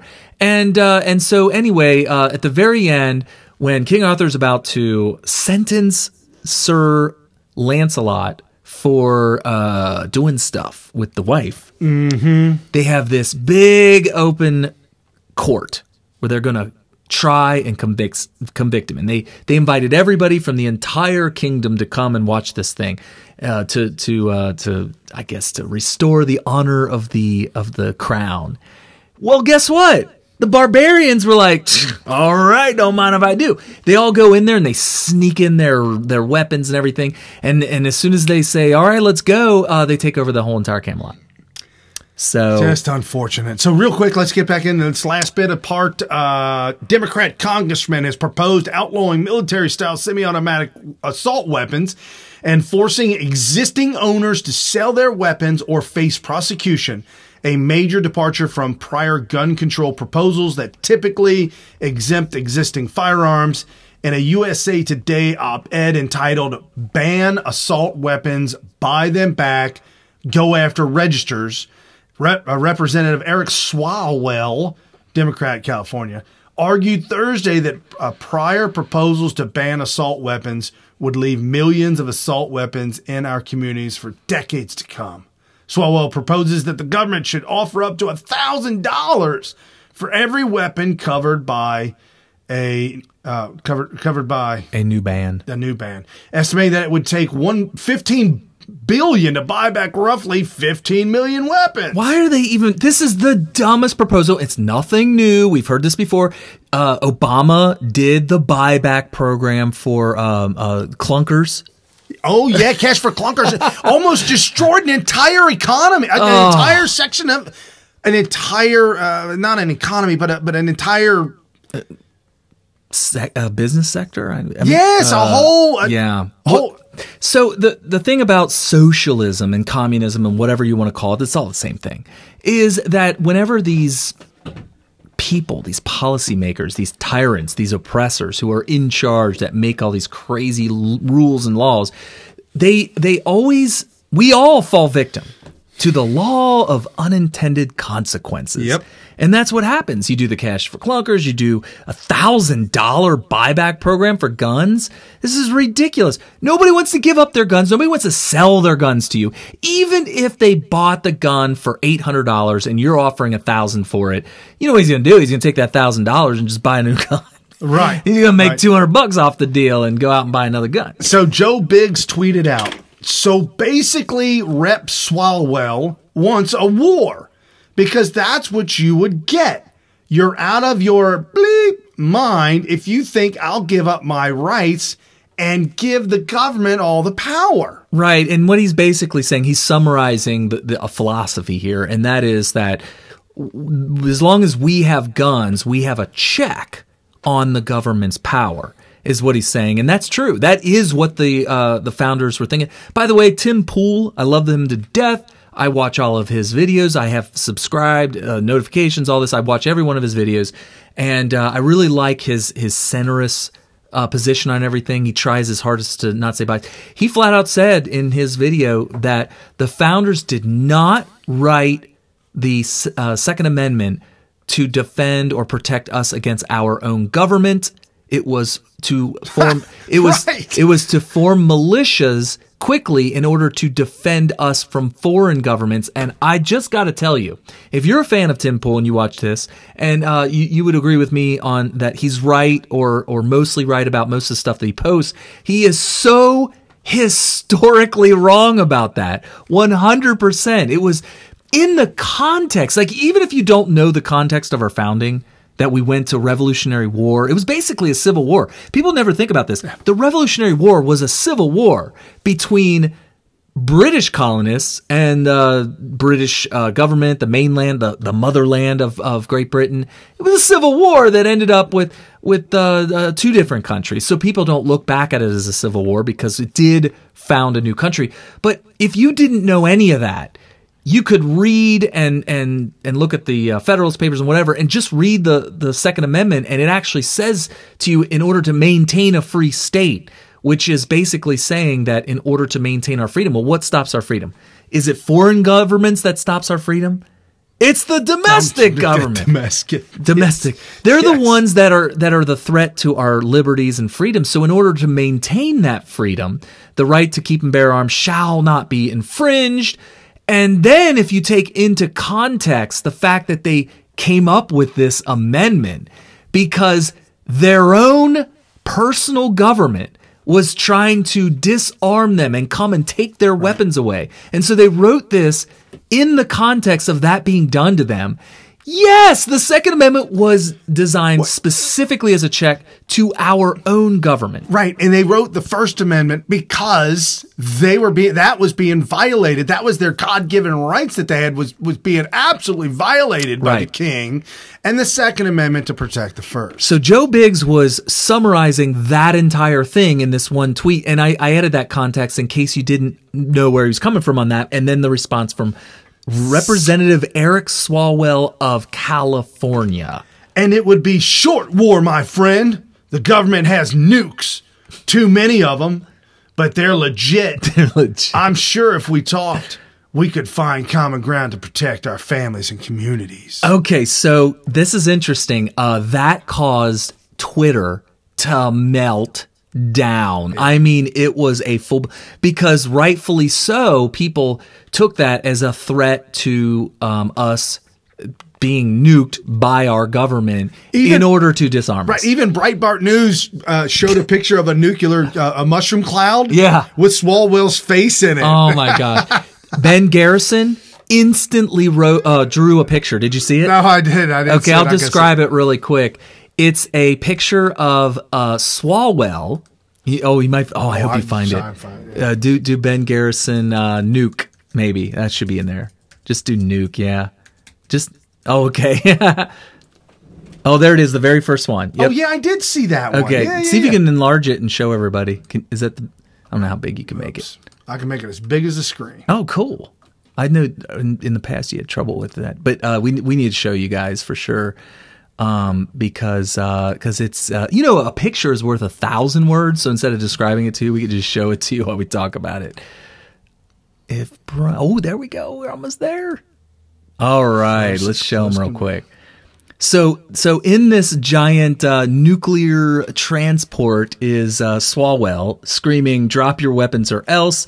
He calls the nuke a legit nuke because it's legit, too legit and to quit. Unfortunately for Rambo Biggs, aka Joe Biggs, it doesn't have his name. It just says the Second Amendment, which I think is more appropriate instead of personalizing it. If he wants to Photoshop that and put his own name there, I would not fault him for that because he is certainly the catalyst for this. But so the interpretation of Swalwell's tweet was that he's threatening the Second Amendment or our right to bear arms or just our possession of arms in general. He wants to disarm us, and if it resulted in a war, he basically was like, "Yeah, we're going to nuke you." Is basically we got plenty of them. Now Scott Adams, which I noticed you didn't put him in your notes, so I'll go. I did. Oh, did you? Oh, yeah. You got Scott Adams in there? Oh, you know I did. Okay. Because he had several videos chastising right-wingers about their response to this. And Scott Adams replied back to Swalwell and said, "I don't recommend he's talking to everybody. He was talking to everybody. Okay. His followers. Okay. I don't recommend interpreting the nuke part of the tweet as anything but colorful hyperbole that got your attention. And I hate that I have to explain that to so many people. Well, I wasn't the only one to respond kind of negatively to Scott Adams here. Apparently he got flooded. So he should have. Right, he came out with a video calling it Swalwell derangement syndrome because he was just laser focused on the fact that we were taking it as a literal threat. But actually, you don't even have the one that you responded to. The most important one that I responded to. I'll find it real quick because I think that one was really important. But let me find it real quick here. Scott Adams says. So even Jack Posobiec even retweeted out. Jack Posobiec said, to be clear, Representative Swalwell doesn't want U.S. troops on the border protecting Americans, but does want to use the military force to confiscate firearms from law-abiding Americans. That's a good one. I Let like that sink in. Let that sink in. Just come on, man. I don't know if you're going to find it.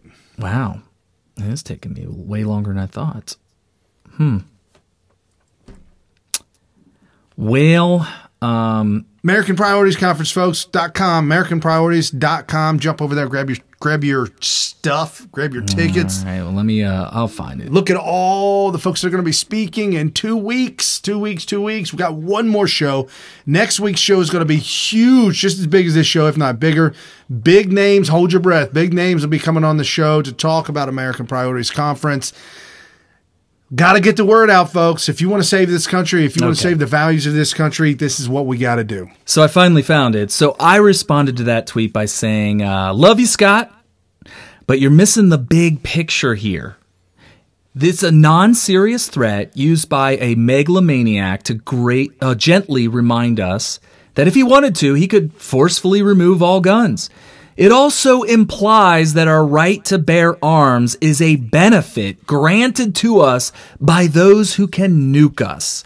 So I look at it. That was nice. That was perfect. Yeah, and I wanted to interpret it big picture philosophically because that's, you got to look at the context of why we have a Second Amendment, why we have a right to bear arms, who Representative Swalwell is. He is a lawmaker. He has the ability to team up with enough of his colleagues to completely abolish the Second Amendment. He's one of, 200 and some odd that he would need to get together to do that. And of course, the bill would have to go to the Senate and enough senators would have to agree with it. That'd be shot down right away. It wouldn't go through, but he's that close. He's way closer than us. He's way closer than anybody else who can come through and say. And for him to be joking about this, though. Yeah, well, I see the joking part, I think, is there's two ways you can look at it. Do I think he's actually going to advocate for nuking citizens? Of course not. Of course not. But I think it was a way for him to scare the people. Yes. So I'm gonna strong arm you. Watch. Right. And so later on, so after saying that, I thought, well, let me back up a little bit because I did listen to Scott Adams' scope after that, where he explained it further.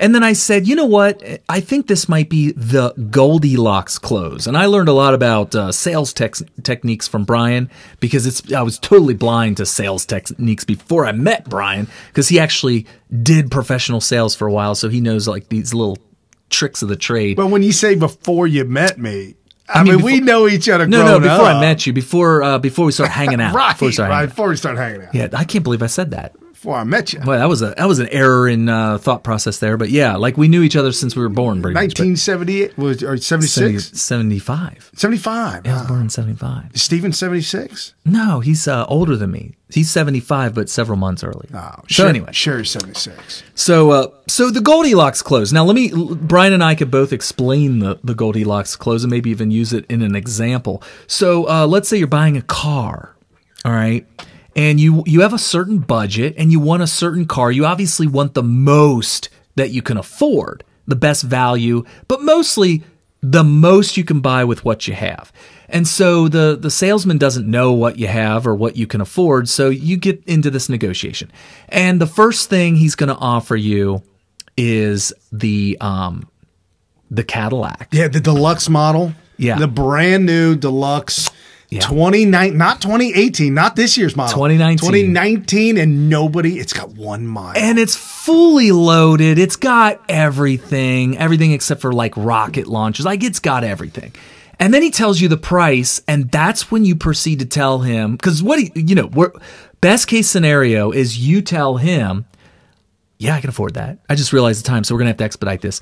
So, okay. So the second thing he does once he finds out you can't afford this, it says, well, we can just give you this piece of crap over here full of rust. It's cheap, but you know what? You can afford it. And that's kind of like almost like a takeaway. Right. And then they end up with the Goldilocks close, which is, well, why don't we get you something in the middle where we can give you a lot of features, but not as expensive as the Cadillac. And by that time, you're upsold so much that it ends up being a win-win for everybody. That's the Goldilocks close. I'm wondering if Rep. Swalwell was doing that, because here's option 1 in the Goldilocks close for Representative Swalwell. The one we all want is the right to bear arms, fully. That's what we really want. But what is the cost of the right to bear arms? It's scary. Yeah, very scary. And it's risky. Much risk. There could be a kid with a fully automatic belt fed doing circles in a chair, a swivel chair. Yes. And just shooting in all directions. How about that monkey out in the jungle? It's Photoshop, total Photoshop. But they give this monkey a fully automatic machine gun. Yeah, yeah. And the monkey goes. I want to see that again. That's pretty cool. I vaguely remember that, but we need to find that again. So that's option 1. Sure, we want it, but wow, that's a heavy cost. The second option is what we got from Rep. Swalwell. He's in the middle of the Goldilocks. His next one was, well, you could just die in a fiery nuclear holocaust by your government. That's the second option. So we're all like, whoa. Nobody wants that. Nobody wants the nuclear holocaust. So we don't need that. So the Goldilocks close is, well, how about this? You can't give you full, risky, dangerous right to bear arms. And you don't want to die in a nuclear holocaust. No. So why don't you just peacefully and voluntarily hand over all your guns to us? Meet us in the middle. Just hand over all your guns. You don't have to get upset. We don't have to nuke you. And we'll all be happy. That's the Goldilocks close. You think that's what he was doing? Yeah, I think that's what he was doing. It's the Goldilocks close. I'm telling you. Man. It's unbelievable. And then you got the Jim Acosta thing, folks. It's not going to last long. Donald Trump is going to, they're going to freeze him out. They're not even going to ask him any questions. And Donald Trump has already promised, if he gets out of line, I'm kicking him out. There's no questions asked. Yeah. Oh, there's so much more to say about that Acosta thing. Giving us 2 sets of bells. Wow. Oh, well, we'll get to it. All right, fastest 3 hours you're going to spend with anybody, anywhere, at any given time in your entire life, folks. Share this with your friends and your family. Tell everybody about Smith Radio. Come hang out with us. And I didn't get a chance because we were promoting everything else. Go to the website, smithradio.com. There's a big giant letter P. That'll take you to the Priority Conference website. Next to that, some hot pants. They're specially made hot pants. So, the stretch pants for women. Okay. A new shop for Smith Radio. Power. What kind of power? Unfathomable. It's without fathom. And we locked up.